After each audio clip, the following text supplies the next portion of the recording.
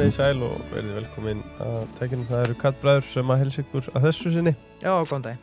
Birkir og Leifur. Við erum með stútfullan þátt í dag. Þetta Chess Pre-Dark. Þú þurfti bara ít á rekk og hún svo heitt. Já, það bara þannig. Já, ég varða að íta á stóra rauðatakkan. Áður en við komum að þetta langar bara eldsnögt að minna á margt smátt. Já. Margt smátt merkja þetta fyrir alla ráðstefnur og aðra viðburði eins og tónleika, bæjarhátíðir, ættarmót og margt smátt fleira. Einmitt.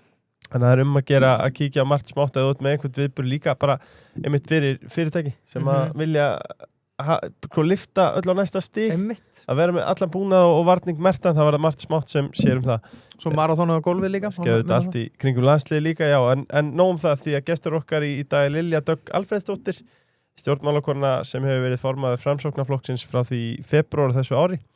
Hún var áður varaformaður flokksins frá 2016 til 2026 og þingmaður í Reykjavíkur kjördæmi suður frá 2016 til 2024. Hún var utanríkisráðherra 2016 til 2017, menntamálaráðherra frá 2017 til 2021 og menningar- og viðskiptaráðherra frá 2021 til 2024. Vertu hjartanlega velkomin. Takk hérlega fyrir. Takk fyrir að bjóða mér í þáttinn. Já, gaman að fá þig. Já, okkar heiðurinn. Hvernig liggur á þig, Lilja? Ég verð að spyrja, við erum að ræða Evrópusambandið hérna í dag, en ég meina, við hljótum að fá betra veðuröð fyrir mig ESB. Það gæti verið ágætis ástæð, en hins vegar er það þannig að þið séu að fyrir austan 30 gráður í dag. Frábært veður í sumar. Já. Er þetta ekki allt spurning um það, sko, bara hvernig maður klæðir sig? Jú, þetta samt eiginlega ekki bóðalegt. Já, ég get sagt ykkur að þegar ég var nýflutt frá Bandaríkjunum 2001, nýbúin að klára meistaranámið mitt í Columbia í New York. Og ég gleymi ekki fyrsta daginn sem ég mætti í Sælabankan og það er bara, þú veist, það eru 3 gráður. Ég held að sé 3. júní og ég hugsaði bara, jæja, hvað ætlar að gera í þessu? Og ég bara ákvaði að vera bara með vettlinga og húu eða það væri vesinn. Og ég bara tók, ég er ekki að grínast, ég bara tók þessa strakitísku ákvörðun, ég er búin að ákveða að vera hér og það bara geri ég eins gott úr þessu, veðrinu og öllu saman. Og ég er bara katt sátt eftir það. Já.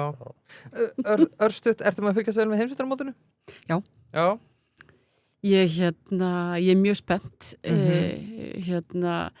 Mér finnst þetta ósæðlega skemmtilegt. Þetta er rosalega svona hátíð. Ég er alveg upp á miklu fótboltaheimili. Já. Pabbi var formaður knattspyrnufélagsins Fram nokkru sinnum.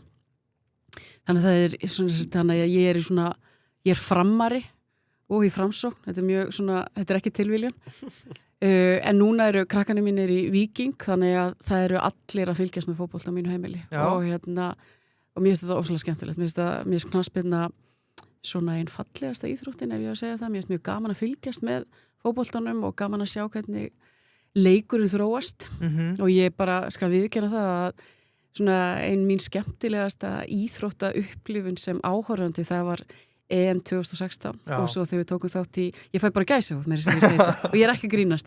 Ég meina, ég var á leiknum Ísland-Austuríki og það er bara aftur gæsahúð. Það er bara ég get munað þetta bara eins og þetta var bara hefði gerst og ég viðurkenni það alveg að ég fyrst þegar ég sá hvað Norðmönnum gekk vel þá hugsaði ég svona, þeim er að ganga vel svo hugsaði ég, heyrðu nú er ég bara býsna ána með Norðmenn þeir eru að standa sér frábælega í fótboltanum svo er ekkert EU eða ESB vesen á þeim og ég bara, heyrðu þannig að ég er búin að halda mjög mikið með þeim og svo bara, þetta fylgist ég vel með, það eru spennandi leikir. Já, Spánverðarnir tóku frakkan í gær og pökkuðu. Pökkuðu? Já. Þannig að þú heldur líklega með England í kvöldum og Argentínu, þeir eru ekki í Evrópusambandinu?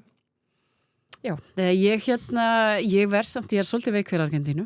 Já, með símaður. Og ég meina, þegar ég var alvast upp bara auðvitað aðalmaðurinn Maradona og þetta er auðvitað rosalega saga þegar þessi ríki mætast og þannig að já, ég er ekki alveg búin ákveða. Ég held svona í hjartanu með Englandi, en það voru við nú svolítið öflug þarna á 9. öldinni, eins og þið minnið, strákar.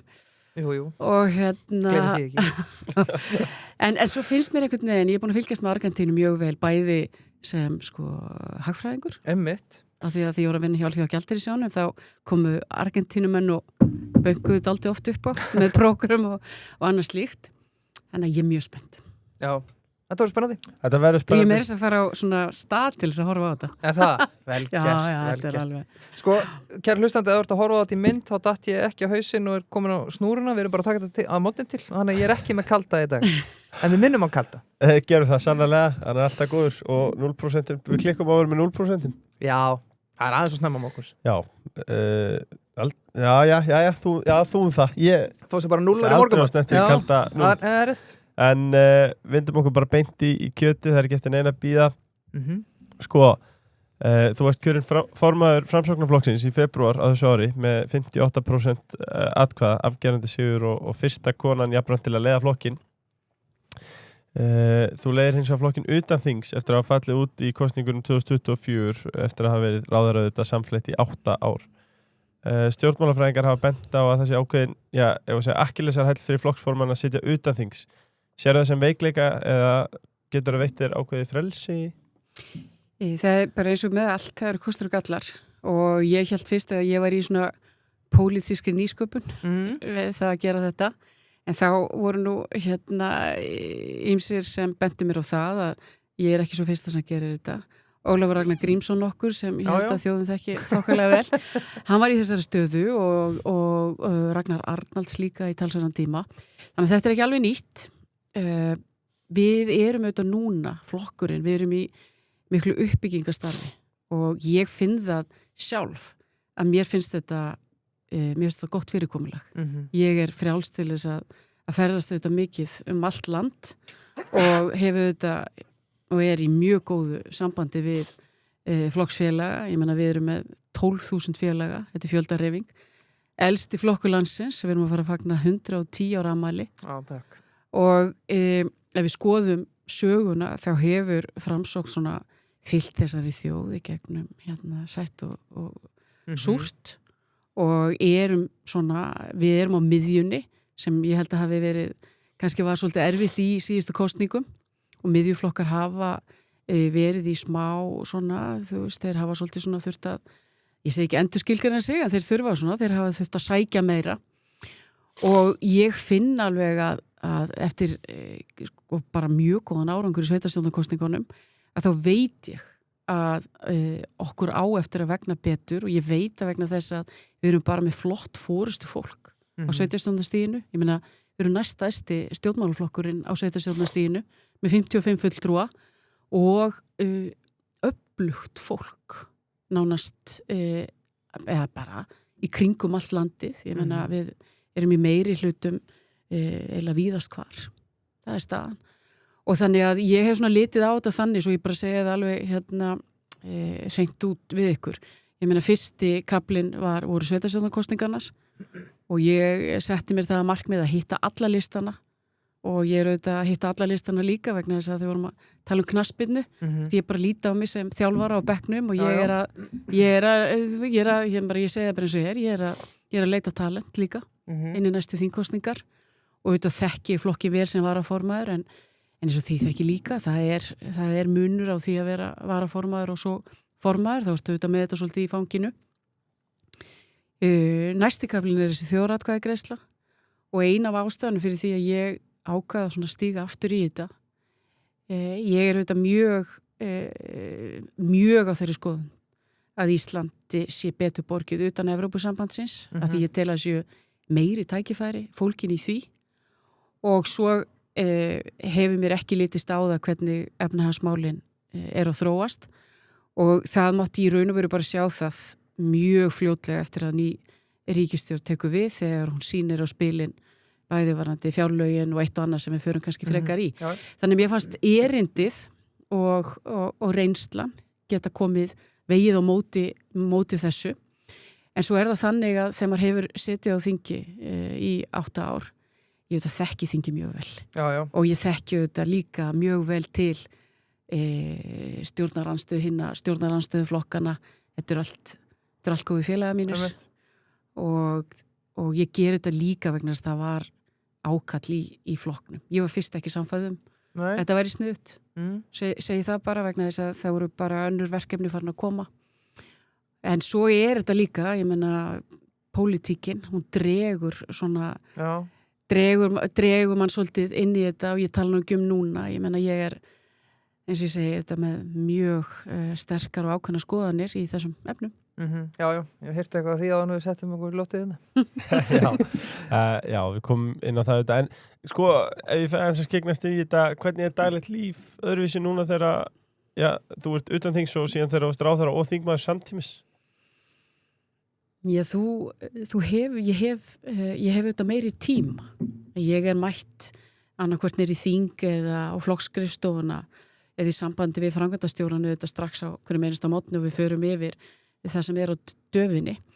Þú hefur auðvitað ekki sama, og ég starfsmaður þingflokksins, ég meina ég bara fullu að vinna með þingflokknum, að skipuleggja með þeim og ég meina eitt af því sem við gerðum mjög útpældar efnaðistillögur, hvernig ætti að ná verðbólgunni hraða niður og þar ég bara að vinna með efnaðishópi og mjög klári fólki í flokknu sem eru fjármálaverkfræðingar og hagfræðingar, þar sem við erum að setja inn í mótilin og reyna að skýra þú hvernig var hægt að gera þetta hraðar.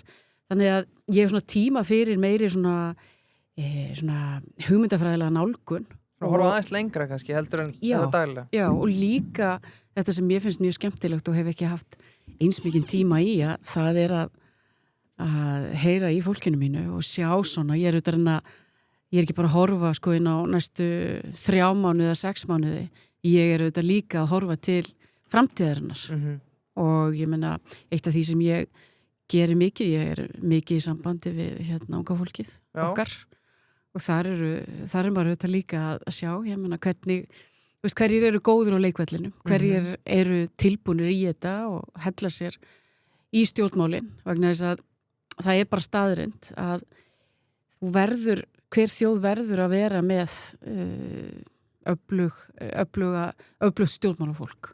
Af því að ef stjórnmálin eru ekki svona standastyrkum fótum, að þá verða alls konar hlutir bara í framþróun og hagvexti og öllu því, það verður ekki eins öflugt, vegna þú vilt heldur ekki hafa eins og ég segi bara eins og fyrir okkur, við erum flokkur sem gengur út á vinna, vöxtur, velferð og þetta bara, það eru þessi 3 atriði sem virka mjög vel hjá þjóðfélögum. Ef þú ert mjög upptekinn af því að það sé öflugt atvinnulíf, þá ertu með góðan hagvöxt og þá hefur efni á velferðinni. Og við höfum auðvitað alltaf staði fyrir þessi gildi og eitt af því sem einn mesta áskorun núna til að mynda bara í Evrópu, það atvinnuleysi ungs fólks. Hvernig á ungt fólk einhvern veginn að leggja sitt að mörkum ef það bara eins og í Finnlandi, hvað það fjórði hver sem án atvinnu og þetta bara eitt af versta sem samfélög lenda í og það sem ég auðvitað að gera núna, nú ég bara að marka þessa stefnu okkar, hvernig við förum í þetta, ég meina ég svona í 3. kaflanum sem núna hefjast í haust, þar erum við með vinnuhópa. Við erum með vinnuhópa í varandi svona lífskjara sáttmála fyrir ungt fólk. Hvað þarf ungt fólk? Það þarf húsnæði, það þarf að geta séð framtíðina fyrir sér og ekki svona einhvern veginn að það séu allt of miklar hindranir og það það sem ég finnst að stjórnmálega að gera. Þau ryðja í burtu hindrunum þannig að fólk og fyrirtæki geti plana sína framtíð og að gera það auðveldara en ekki þyngja það, af því að ef þú þyngir það rosalega þá ekki atvinna, þá ekki hagvöxtur og eitt af því sem mér hefur fundist þessi ríkisstjórn hafa til dæmis algjörlega misreikna sig, það einhvern veginn hvernig hún talar verðmætasköpun. Vegna þess að það ekki tækt að halda öðru fram en að hér sé búin að vera mikil verðmætasköpun á Íslandi. Þú ert ekki með Ísland í fyrsta sæti á lífskjara lista Sameinuðu þjóðanna nema að hér hafi verið kaupmáttaraukning, hér hafi verið hagvöxtur og við séum búin að ná þessu. Allir lista sem við skoðum, þar röngum við bara mjög hátt og eru búin að gera í talsverðan tíma.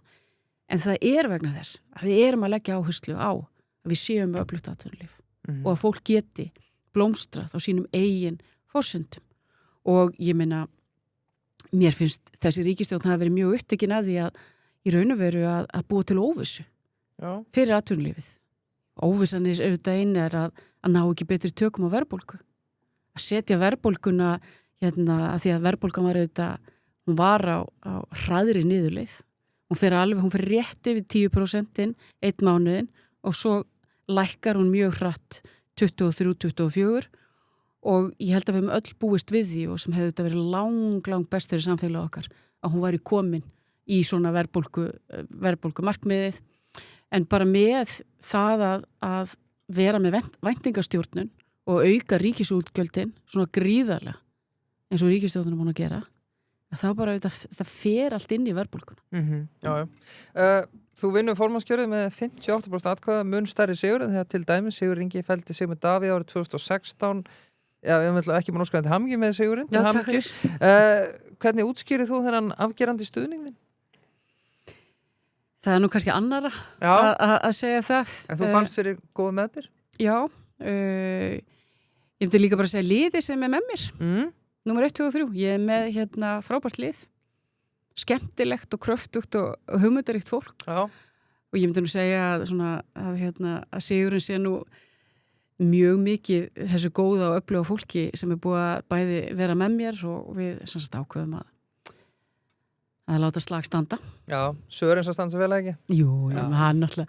Þið vitið alveg, mann er aldrei árangri nema þessi skemmtilegt og duglegt fólk í kringum hann. Og ég var alltaf sagt að leið og eitthvað fyrir að verða eitthvað svona ofþungt og eitthvað ekki skemmtilegt. Já, þá á maður alltaf að líta í kringu sig. En það er stemming hjá okkur. Og ég hef trú á okkur jafnvel þó að við stundum fáum kannanir á voðaglöð þegar voru komin upp í 8,5 í maskinu. Já. Og svo kemur Gallup, eitthvað 5,5. Og ég ætla ekki að vera einn af þessi stjórnmálumönnum sem segir að þetta hafi engin áhrif. Þetta hefur áhrif. Já. Og en ég veit hins vegar að þessu við erum að gera og þessi skýra framtíðarsýn, það mun skila sér. Við þurfum auðvitað að sjá bara líka hvað kemur út úr þessari þjóðaratkvæðagreiðslu. Við erum eins og maður segir á góðri íslensku, við erum all in í henni. En það er hins vegar þannig að ef við lítum á kjósendahóp okkar, þá eru 20% sem ætla að greiða já. Og 80 til 85 eru á neyinu. En hins vegar var flokksþingi mjög afgerandi í sinni afstöðu, ályktar að hagsmunum Íslands er betur borgið utan Evrópusambandsins en flokksmenn sögðu það jafnframt að þeir voru mjög hlindir EES-samningnum. Já.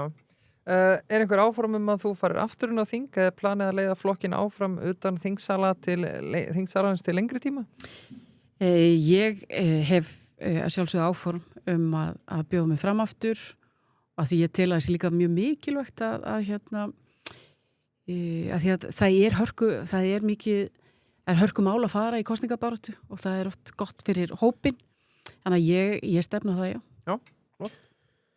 Sko, ef við færum okkur í efnahagsmálin innanlands þá hefur farið hörðum orðum efnahagsstjórn ríkisstjórnarinnar og þetta Kristrúnar Frostadóttur og kallast stöðuna graf alvarlega. Þú er kynnt til við framsóknar tímabundna þjóðarsátt í efnahagsmálum meðal annars lægri skatta, mat og bensín. Vextir hafa hækkað þrátt fyrir að vaxtalækkunarferli hefði átt að vera í gangi og verðbólga er þrálát eins og þú bentir á. Sko, þú er sagt að ríkisstjórnin hafi gert 6 alvarlega hagstjórnarmistök. Gætirðu rakið þau fyrir okkur? Já. Ég myndi segja að það fyrsta sem ég nefni til sögunar eru auðvitað mikil aukning í ríkisútgjöldum.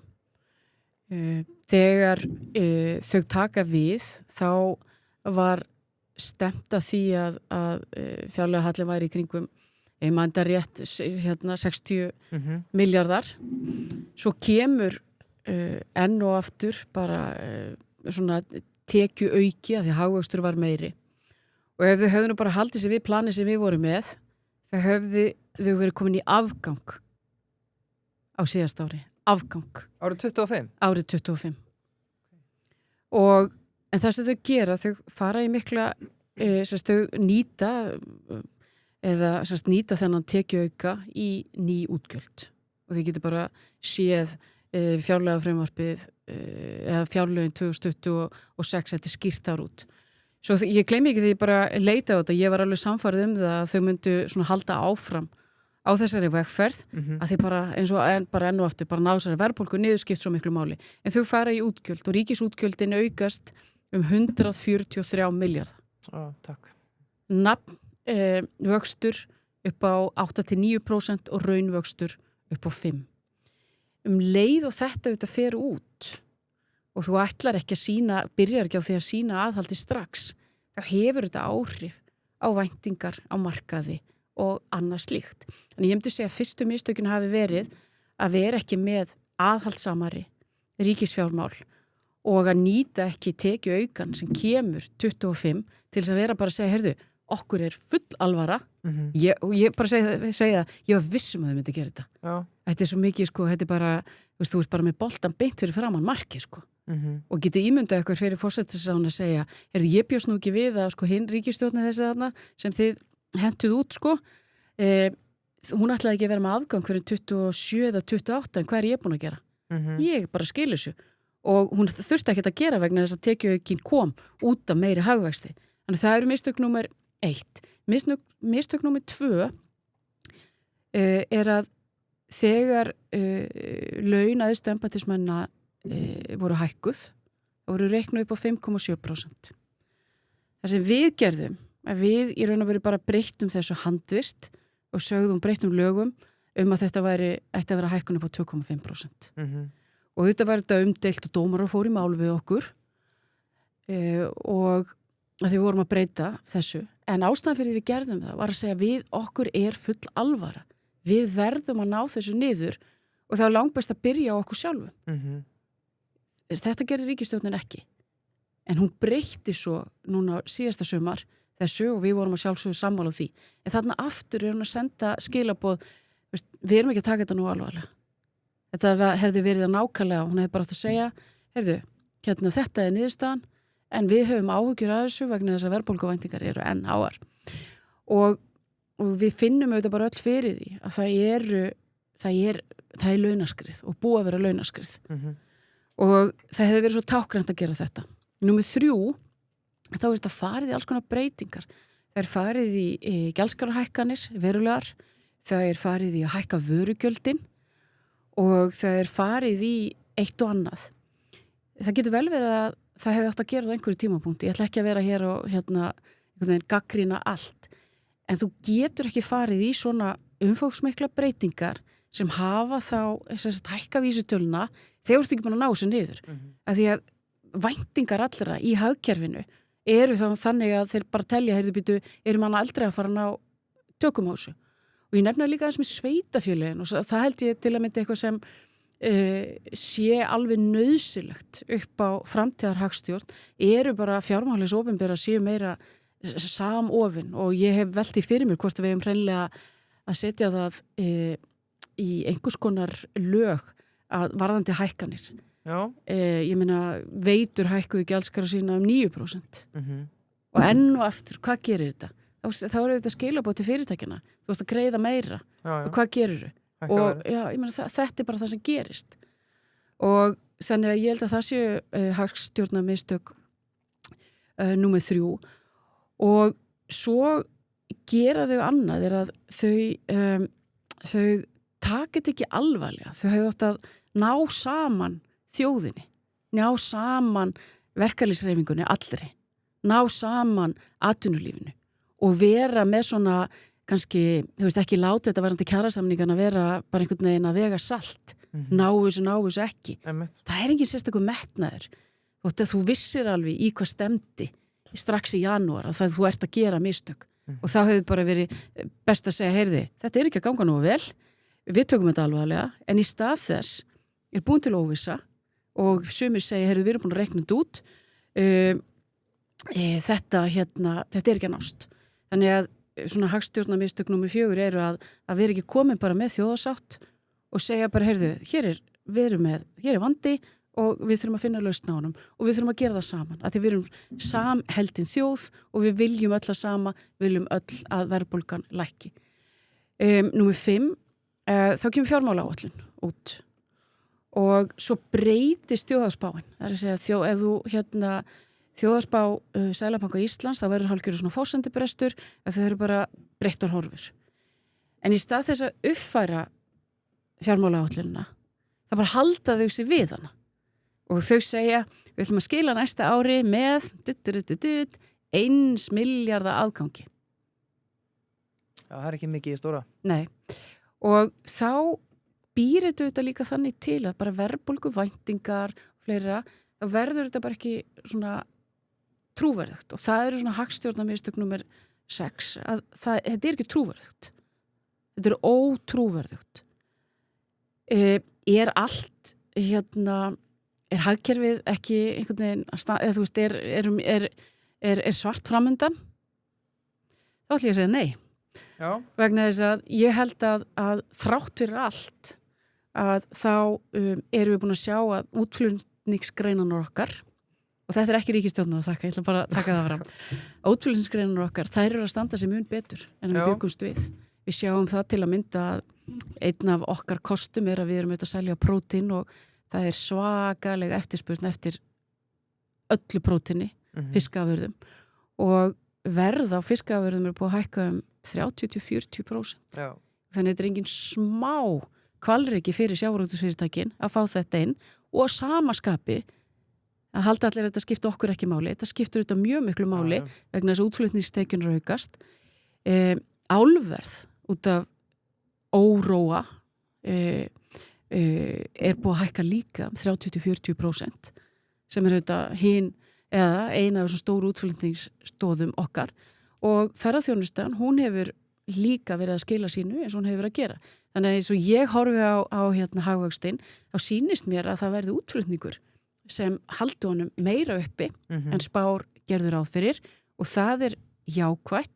Þannig að þrátt fyrir þessu óvissu sem algjörlega heimatilbúin hjá ríkisstjórninni og þessi mistök sem ég var að tala að þá held ég að við bara horfum aðeins inn í kannski næstu 6-12 mánuði, berum við gæfi til þess að taka réttar ákvarðanir 29. ágúst og eyða óvissu, að þá held ég að íslenska hagkerfið, það stendur styrkum, það bara styrka stóðir og ef eitthvað ef við bara horfum aðeins til framtíðar, það eru bara mjög spennandi tímar hjá okkur. Já. Ef við berum gæfi til þess að vera ekki fyrir, að vera ekki allt of mikið fyrir og einblína bara á samkeppnishæfni, verðmætasköpun og hafa trú á landinu okkar og trú á fólkinu sem hér.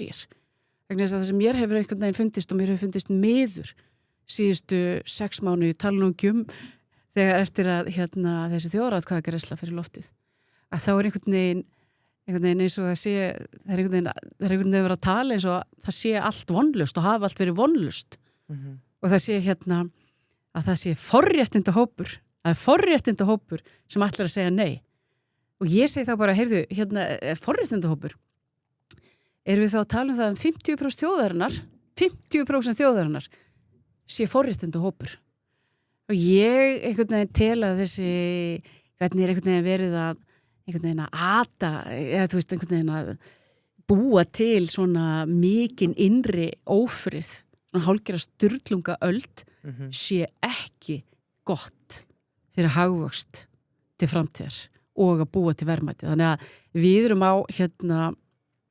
á svona svolítið krítiskum tíma og við erum svolítið ákveðið í Framsókn að nálgast þessa þjóðaratkvæðagreiðslu, að líta á þetta sem bara hver eru nýju tækifæri fyrir Ísland. Hvernig ætlum við að sækja fram og bæta við 5. ef ekki 7. útflutningsstóðinni. Þannig að við bara horfum á Ísland, tækifærin sem eru hvað sem það sé í hátækni eða að fá því orkan þetta allt í heiminu snýst orku núna og við erum bæðið með þessa grænu orku sem þið þekkju þarf ekki að fara út í, en ég meina talandi útflutning, þjónustu geirin í gegnum gagnaverin að skila miklu meiri en fólk gerði ráð fyrir, og ég meina ég sé það að gervgreindin er komin til að vera. Já. Ég myndi vilja sjá að stjórnvöld var að segja, heyrðu bara, hvernig ætlum við að vera það ríki sem ekki bara að hýsa gagnaverin, heldur hvernig ætlum við að búa til nýjan hátækni þjónustu geira í kringum gagnaverin og sækjum þannig fram. Af hverju erum við ekki með Ekkur ekki útibú frá Microsoft eða OpenAI eða ekkur það ekki gera því að það líka þessi náttúrulega kæling og sækjum fram, náum í þessi tækifæri. Þetta ekki bara góð punktur, hann frábær. Héðinsverðir. Já, okkar menn. Já, það okkar menn. Fólk. Já, sjálfhellinni maður. Alltaf líta til þeirra þegar þú gerir fram í aðeim á Reykjanesbrautinni. Og signa sig. Alltaf leiðin út, alltaf leiðin í bæinn, skiptir ekki máli. Kissa badgeið. Já, sína merkina minnstakosti virðingu. Þeir eru auðvitað með uppsetninga þjónustu. Kannski haldi einu sér andan meðan maður kerir fram í Héðinsvörðun. Já, sorry. Til að tryggja réttan frágang og ákjörlösa notkun annars Héðinsvörðir uppsetninga á iðnaðarhörðum með tilhægandi búnaði.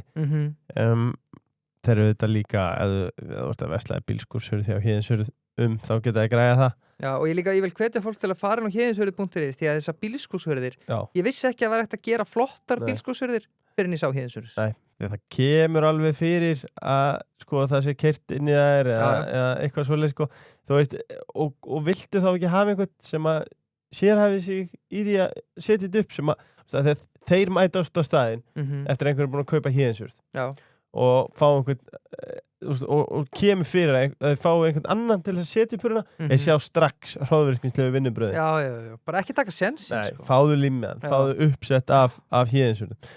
Kaldi, það eru gleði fréttir. Já. Maður einhvern veginn bara búin að vera á bleiku skýi þessa dagana. Já, maður búin að vera söndra en sunnan kalda, komið eitthvað nýtt í þessu. Já, við kynnum til leiks nýjan, léttari, ferskari og falleri, kalda læt. Já, þess vegna voru þeir á bleiku skýi daginn. Já, þeir eru búin að vera á bleiku skýi núna í svolítinn tíma. 4,4% og tilvalin í veðurblíðinni sérstaklega út á Austurlandi. Já, vá. Það má ekki líta af kaldamennu. Það er búin að gera, við getum ekki gert þátt. Það er alltaf komið nýr drykkur á milli, sko. Það er bara þannig. En það myndi þá væntanlega því að frekari virkjun og orkuð þörf. En það er eins og þú segir, þetta er bara framtíðin og við erum í kjörstöðu til þess að vera, ef ekki kannski þunga miðja, en allavega stór þáttakandi í komandi heimsmynd. En eins og Jón Stóður sagði, við eiginlega ráðum hvað þau höfum gott. Já, það er bara nákvæmlega þannig. Sko, mér langar aðeins í sambandi við efnaðin áfram, sko, þjóðarsáttatillu framsóknar innihalda tímabundna skattaleikun á mat og bensín. Sko, þú veist, er þetta að því líka úrræði ríkisstjórnarinnar, sko, í sambandi við bensínverð, þú veist, skýtur þetta einhvern veginn skokku við þegar Seðlabankinn er síðan með vexti í hæstu hæðum til þess að sporna við neyslu og annað slíkt? Nei, það gerir það þvílitinu það sem við vorum að leggja til og erum að leggja til er að menn þurfa að hafa trú á því að verðbólgan geti lækkað og það sem við vorum að gera er að koma í veg fyrir að verðbólgan hækki enn frekar vegna sem við sjáum bara það sem hefur að gerast á Hormunsundi og ég meina gjörbreyttar aðstæður og við sjáum að matvælaverð hefur verið að hækka í Evrópu, orkuverð hefur verið að hækka verulega. En hugmyndin var í raun og veru að koma í veg fyrir enn frekari verðbólgu með því að leggja til þessa lækkun. Ekki bara það vegna þess að ef þú nærð verðbólgunni niður, það er bara sparnaður fyrir ríkissjóð. Þess að ríkissjóð skuldar í verðtryggðu. Við reiknum út að ef við færum í þessar aðgerðir, þá verið sparnaður í því að hækka ekki verðtryggðar skuldir ríkissjóðs 10 milljarðar á mánuði. 10 milljarðar. Takk. Það sem er að gerast hjá okkur núna, að þið erum ekki búin að ná ég verð mjög svona Segðu bara segðu þess. Já, ég meina, þú veist, að þið erum ekki búin að ná tökum á þessu. Þá bara sjáum við skuldir og vaxtagjöld. Þetta er rosalegur peningur. Þetta eru yfir 100 milljarðar. Veitu hvað kostar að vera með alla framhaldsskólana? Er þetta ekki þriðji stærsti útgjaldalið? Jú, þetta er þriðji stærsti útgjaldaliðurinn og þess vegna fannst mér og ég var bara, það var ekkert leyndamál, ég meina, mér fannst það mjög erfitt í síðustu ríkisstjórn að við skildum ekki koma inn og fara í meiri snögg kælingu á hagkerfinu, vegna þess að eins og fyrir okkur í Framsókn, ég meina við þetta er bara svona, það er bara þessar vinnandi stéttir og bara venjuleg heimili ekki þetta forréttinda fólk sem allir að reyna að setja á okkur sem viljum tryggja fullveldi og auðlindirnar og allt það að þá bara hefur þetta svo mikil áhrif og þú veist og það verður svo mikill fórnarkostnaður af verðbólgunni og þessum hækkuðu vaxtagjöldum og því fyrr sem þú nær tökum á þessu því betri eru framtíðar horfur og það er það sem ég held að sé svona eins og við bara lítum á væntingavísitölu neytenda. Ég meina, þessar tölu voru að koma út og þær eru bara einhverjum botni, þær eru svipaður bara og voru í COVID-inu og megin ástæðan, það eru kannski 3 megin ástæður.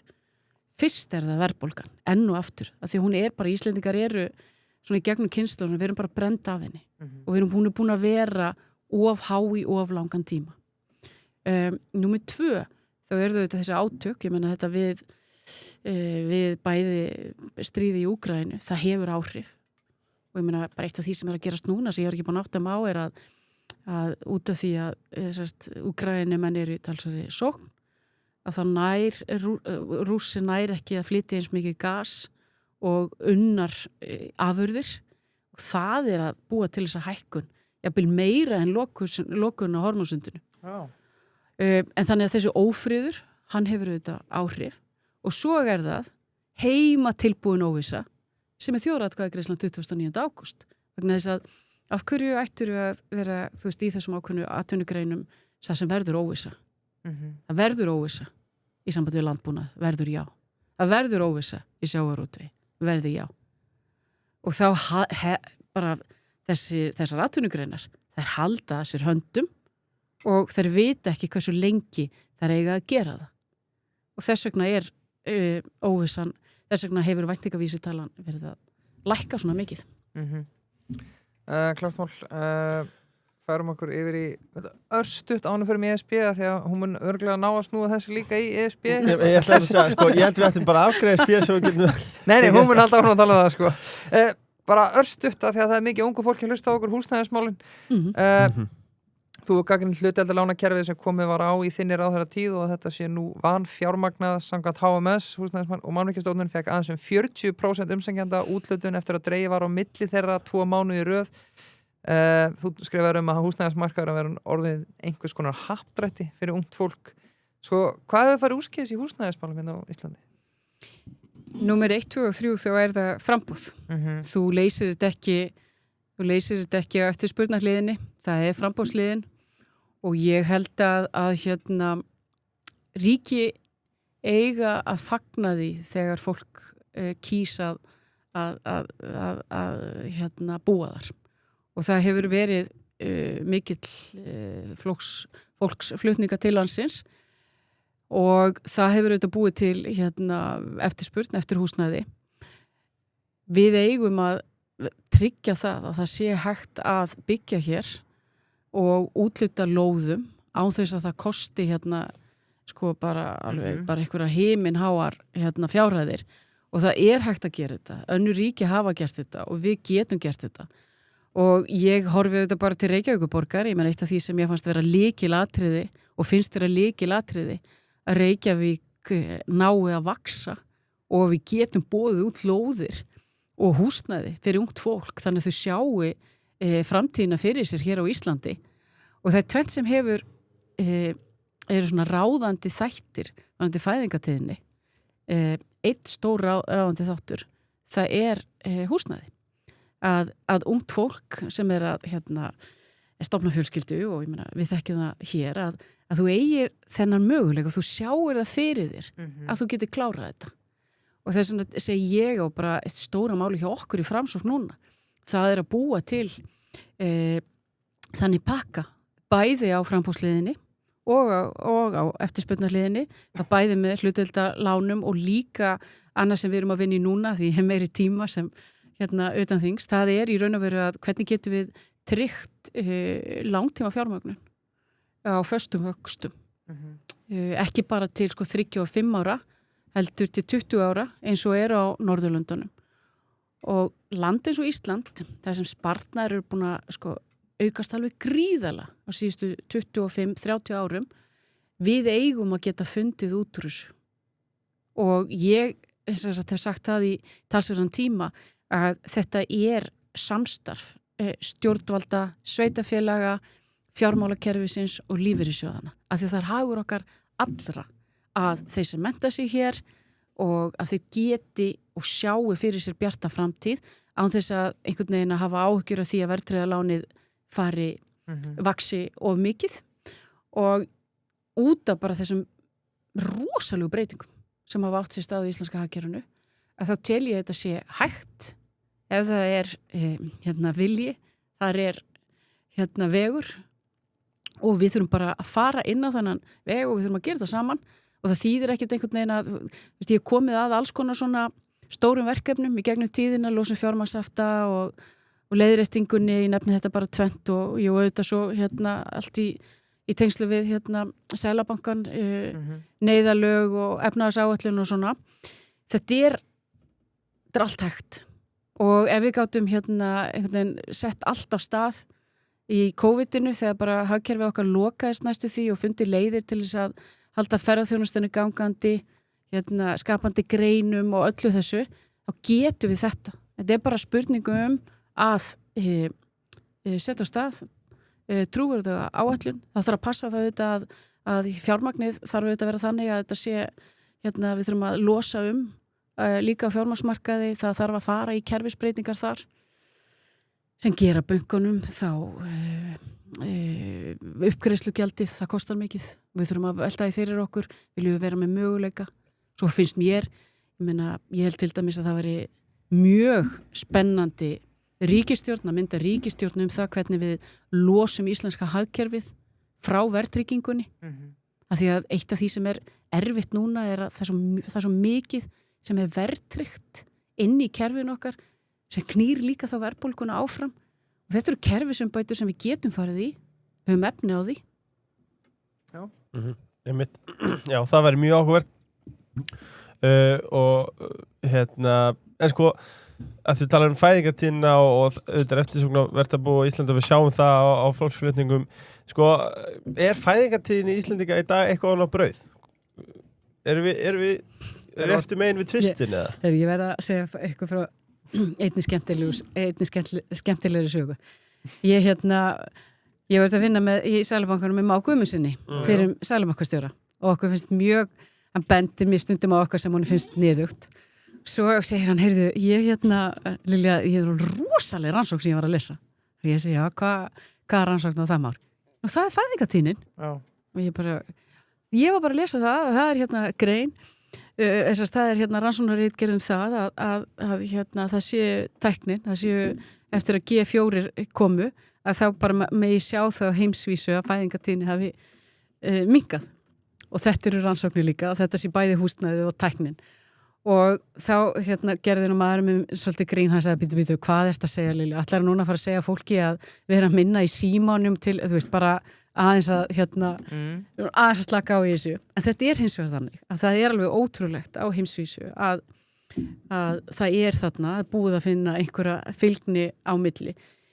Ég er einhvern veginn svo bjartsýn, ég held að þetta leiðristist eitthvað og ég segja bara fyrir mitt leyti, mér finnst það bara eitt af skemmtilegasta sem ég hef gert, það er að eiga börn og fylgja börnum eftir og ég held að svona, maður horfi svona bara ekki bara horfa á pólitík og efnahagsmál og fæðingartíðni, að þá erum við þetta öll gamla góða bara John Stuart Mill og fleiri heimspekingar, erum við ekki öll að leita hamingju, við erum alltaf að hugsa það hvað gerir okkur hamingjusum og ég er ekki nokkur vafa það að þessi þáttur skiptir mjög miklu máli í því. Alveg klárt mál. Þetta er líka bara góða punktur að með fæðingartíðin og húsnæðismarkaðin djöld skiptir þetta miklu máli. Já. Og ég er búin að lesa, að því ég er svo gaman að má, ég er búin að lesa fleiri hagrannsóknir það en tæknina. Þetta hefur geigvænlega áhrif. Og ég þekki þetta bara líka eins og ég var að vinna hjá Alþjóðagjaldeyrissjóðnum og það voru mjög gott vinafólk okkar frá Ítalíu. Hann var að vinna í ítalska Banco d'Italia, Andrea Colabelli og Conans Barbara. Eina af ástæðunum fyrir því bara fæðingartíðinni í Róm og í þessum stóru borgum er búin að minnka. Það er bara svo erfitt að vera ungt par í Róm. Húsnæði mjög dýrt, leikskólar, ég meina þau þurft að keyra í klukkutíma með dóttur þeirra og svo klukkutíma tilbaka og þau eru ekki endilega hann var að vinna í Róm, hún í Milano og þau eru að segja sko, þetta er eitt af því sem bara þetta ógnar ítalska hagkerfinu hreinlega að þau hafi ekki hugað því að passa upp á þessi nægt framboð og að þau hugi ekki að leikskólamálunum og það eitt af því sem við höfum hingað til og ég mjög mikil talskona þess að við séum með öflugt leikskólakerfi ég vil að við gerum enn betur ég hef alveg rosalega trú á því að ef við sinnum börnum svona mjög vel snemma að það skila sér alveg margfalt þetta svona þessar pælingar varandi fyrstu 1000 dagana og enn og aftur það eitt Heckman prófessor í Chicago háskóla sem búin að stúdera þetta mjög vel og það mikill munur á börnum í Bandaríkjunum, sérstaklega hjá tekjulægri fjölskyldum sem hafa getað, þar sem börnin hafa farið í preschools, að þeim bara vegnar, það bara þau sjá mun, það bara skiptir svo miklu máli að þessi byrjaða að kenna lestur og allt þetta. Þannig að húsnæði, leikskólar og já. Og fæði og klæði. Já. Förum í Evrópusambandið. Árið 2009 samþykkti flokksþing Framsóknar að Ísland ætti að hefja aðild að vera við ESB með ströngum skilyrðum. Þeir sem hlusta á þátt, þeir áttu að segja að það hefur nú eitthvað breyst síðan. Geturðu rakið fyrir okkur hvers vegna flokkurinn varð andsnúin inngöngu með tímanum? Mér finnst bara merkilegt hann að vera fylgjandi til að byrja með þetta. Já, þetta komur óvart. Já, þetta er flokksþingi þegar Sigmundur Davíð Gunnlaugsson er kjörinn formaður. Hann er harður í ESB-sinu. Já. Greinilega. Rosalega. Heyrði, já, ég held að það sem hefur auðvitað verið að gerast, svo ég bara segi svona hvernig ég með þessa stöðu, er að við auðvitað áttum okkur á því að við þurftum bara sjálf að synda í land eftir fjármálahrunið og við setjum á laggirnar í raun og veru að einhverju leyti svona sér íslenskar lausnir af því að ástandi hjá okkur var nú kannski ekki beint beysið með þetta risabankakerfi og þennan litla gjaldeyrisforða og það að við höfum farið á stað og sett neyðarlögin í raun og veru áður en að Alþjóðagjaldeyrissjóðurinn mætti á staðinn sem var notabenni mjög mikilvægt að það held ég hafi svona fært okkur svona nær því allavega nú tala ég bara persónulega því ég í raun og veru tek ekki þátt í starfi Framsóknarflokksins bara fyrir 2016 en ég svona kannski segi frá minni persónulega vegferði því að þá sérðu þetta að það er mjög mikilvægt að geta tekið sjálfstæðar ákvarðanir þegar þjóð lendir í svona mikilli kreppu sem við lentum í og við fundum þetta líka eins og þegar við förum á prógram hjá Alþjóðagjaldeyrissjóðnum sem bjóst ekki við að við myndum gera 5 árum á undan, svo ég bara segi það þetta er mjög mikið mál þegar ríki fer á efnahagsprógram og maður sá bara munin af því að þá var ég að vinna út í Washington við prógramið og svo annað að það var miklu erfiðara hjá ríkjunum sem voru með bæði ECB yfir sér og IMF og samspilið þarna á milli var oft býsna erfitt og ég með því lítið til að mynda maður auðvitað var að bera sér saman við vorum að bera okkur saman við Grikkland en svo Írland líka, ég meina Írland kom vel út úr þessu meðan Grikkland er enn að jafna sig á þessu og ég meina hugsa ykkur það voru 10 milljónir sem búi í Grikklandi 600.000 fluttu frá Grikklandi á þessum tíma og gríski atvinnuvegar á þeirra hann hefur verið að ferðast Evrópu til þess að reyna að koma í svona prógram hvernig fáum við þessa Grikki aftur heim þannig ég held að við höfum séð það að við getum leyst hlutina farsalega sjálf og við viljum auðvitað vera ég meina ég er mikill alþjóðasinni og ég bara veit það að það er ekki spurning að við þurfum að selja okkar vörur og þjónustu til þess að hafa þessi lífskjör sem við höfum en hversu langt eigum við að fara og starfa með öðrum ríkjum og ég er líka á því að til þess að ná árangri hvort sem það sé persónulega eða þjóðir að það þurfa að vera svona ríkt svona eignarhald á stefnunni og maður bara sá það ég meina við fórum til dæmis bara í þetta ég meina það voru við sem losum fjármagnshöftin sjálf við settum þá teiknum það upp við þetta rættum við alls konar greiningaraðila og vorum með aðstofar framkvæmdastjóri Alþjóða og Gjaldeyrissjóðsins með okkur og Líf Búchætt og annað slíkt. En hvað skiptir mestu máli? Það skiptir mestu máli að við kunnum utanbókar greiðslujöfnuð Íslands og við vissum hvað þurfti mikið til. Mér er það stórkostlega til efs að ef við hefðum einhvern veginn látið aðra gera þetta eða ekki haft þetta sterka eignarhald á því sem við vorum að gera, þetta hefði heppnast vel. Ég er handvissum það. Þú skrifaði að skýrslan valkosti Íslands í gjaldmiðlamálum svari ekki lykil spurningunni hvað það kostar að missa sjálfstæða peningastefnu. Hvað gefur fyrir þessa skýrslu og var eitthvað nýtt í þessu og já, kannski útskýrið þetta? Já, það sem það bara skemmst á því að segja að þetta átti held ég að vera svona skýrslan sem átti að hjálpa þeim sem vilja fara inn í Evrópusambandið og sýna fram á það að þessi króna okkar, hún væri nú ekkert burðug. Og ég meina, fyrstu fréttir sem við fáum þegar búið að klára þessa skýrslu er að það er sagt að hún sé ekki þessi sveiflujafnari sem við höldum. Það er beinlínis sagt. Og Seðlabanki Íslands, hann var nú ekki lengi að gagnrýna það og segir að við bara sjáum það að krónan hefur einmitt, hún styrtist verulega þegar ferðaþjónustan fyrir að vaksa svona mikið. Ferðaþjónustan hefði vaksið enn meira ef ekki haft krónuna til þess að jafna þennan mikla vöxt ferðaþjónustunar.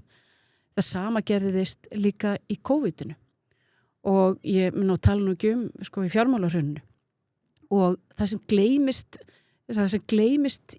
gleymdist í þessari skýrslu það er að líta á svolítið grunninnviði íslenska hagkerfisins. Þú skipti þeim ekkert út svona auðveldlega. Það er að segja við lifum á því að flytja út þjónustu, í gegnum ferðaþjónustu, sjávarútveg, orku og svo hugverkin okkar. Þetta eru orðnar fjórar stoðir í dag. Þær eru, hagkerfi okkar viðkvæmara fyrir sveiflum af því að þetta eru tiltölulega fáar útflutningsstoðir ef við byrjum okkur saman við Danmörk eða Svíþjóð. Þeir eru að flytja út alveg margskonar iðnað. Þannig að ef það verður áfall í einni grein í Svíþjóð, þá hefur það miklu minni áhrif á hagkerfið. Öfugt við okkur. Það er ekkert skrítið að þetta sé svona hjá okkur, vegna þess að við erum fámennt ríki. Ef við höfum náð á mjög stuttum tíma að vera með alveg frábærlega samkeppnisæfar vöru og þjónustu. Og það þarf mikla vinnu og mikinn dug til þess að það gerist. Okkur hefur tekist þetta með þennan gjaldmiðil, okkar eigin gjaldmiðil. Hann hefur virkað sem högtefir. Sama hvað bara skýrsluhöfundar kusu að taka ekki svona tillit til athugasemda sem Seðlabanki Íslands var með. Og það sem skýrslan gerði ekki, að hún reiknaði ekki, hún gerir ekki svona heildarkostnaðar og ábata greiningu. Þannig að við í raun og veru fengum bara að vita svolítið bara hver kostnaðurinn væri, en ekki hver væri ábatinn. En þið sjáu, þeir einhver að tala þessa skýrslu núna. Nema við bara þegar við erum að rifja hann upp. Nei, þeir að segja það. Og það er auðvitað ekki, og svo ég segi það bara aftur. Mér finnst það ábyrgðar hluti hjá stjórnvöldum að gera þetta þannig að þú geti skoða þetta og þetta átti að vera svona hlutlaus skýrsla. Og ég held að allir hafi einhvern veginn reiknað með því, nema við sem erum kannski stundum mjög skeptísk. Og ég meina þarna kona norsku fræðimaður sem hefur ráðlagt eða segir varandi Noreg, að það sé best fyrir Noreg að halda í norsku krónuna, að því að norska krónan, hún hjálpar þessu auðlenda hagkerfi svo mikið í verði sveiflur eða annað slíkt. Og það sama á auðvitað við Ísland. Og það er ekki það ástæðu lausu að bæði að Ísland og Noregur eru ekki í Evrópusambandinu. Ein af ástæðunum og mjög stóra ástæða eru að að við erum enn í dag bæði þessi hagkerfi, við erum drifin áfram af ávinningi sem við fáum í gegnum auðlindinar okkar. Já, ef við lítum í kristalkúluna, segjum ef að þjóðir myndi segja já 29. ágúst, hvað gerir Framsókn og Lilja þá? Nú við bara höldum áfram, við bara skoðum og ég meina við bara förum yfir það, hvað við teljum að hvar þarf að sýna aðhald, við munum að sýna alveg frábært aðhald og brýna alla til góðra verka, en í mínum huga þá tel ég að Evrópusambandið henda okkur ekki, burt sér frá því hvernig samningur kemur eða hvernig aðildarviðræðurnar líta út. Og af hverju segi ég það? Það er vegna þess að við eitt er bara fjarlægðin við Brussel. Við bara lítum á löndin í kringum okkur. Þau eru ekki fyrir utan Írland, þau eru ekki í Evrópusambandinu. Og enn og aftur þá kemur þetta þessari grundvallar nálgun, bara svona stjórnmála heimspeki sem ég hef trú á. Ég hef trú á því að þessi besta ákvarðanir framtíð þjóða og einstaklinga séu teknar sem næst viðkomandi einstaklingum og þjóðum. Hvað á ég við? Jú, að ákvarðanir séu málefni Íslands séu teknar á Íslandi vegna þess að við þekkjum best staðhætti. Það mun gerast, förum við inn í Evrópusambandið, þá verður enn frekara valda framsal á lykilmálaflokkum sem eru ekki núna til að mynda, það er sjávarútvegurinn, það er landbúnaðurinn, enn frekar varandi orkumálin. Og við bara sjáum það að til dæmis í ráðherraráðinu, það eru 27, þar er í auknu mæli, ég held að 80% ákvörðunum, þær eru teknar með auknu meirihluta. Og hvað er maður búin að vera að gera í sumar? Ég ætla nú ekki að eyða sumarinu í að skoða ákvarðanatöku í Evrópusambandinu, en maður þarf að sjálfsögðu bara eins og allir aðrir að kynna sér þetta mjög vel. Og það sem gerist auðvitað, ég var bara eitt dæmi. Eistland var mjög mikið á móti ákveðni kvótaúthlutun í Eystrasaltinu á síðasta ári. Og gerir bara mjög stóra athugasemdir við þetta, hendaði ekki þá þessum strandveiðum. Og það var ekkert gert sérstakt með þetta, það er aukin meirihluti sem ræður. Sjávarútvegur skiptir þá tiltölulega litlu máli. Ef maður er eitthvað þessi 1,3% af útflutningi eista. En það var ekkert gert með þetta. Og ég meina Írar voru mjög ósátti líka með ákvarðanir sem voru teknar.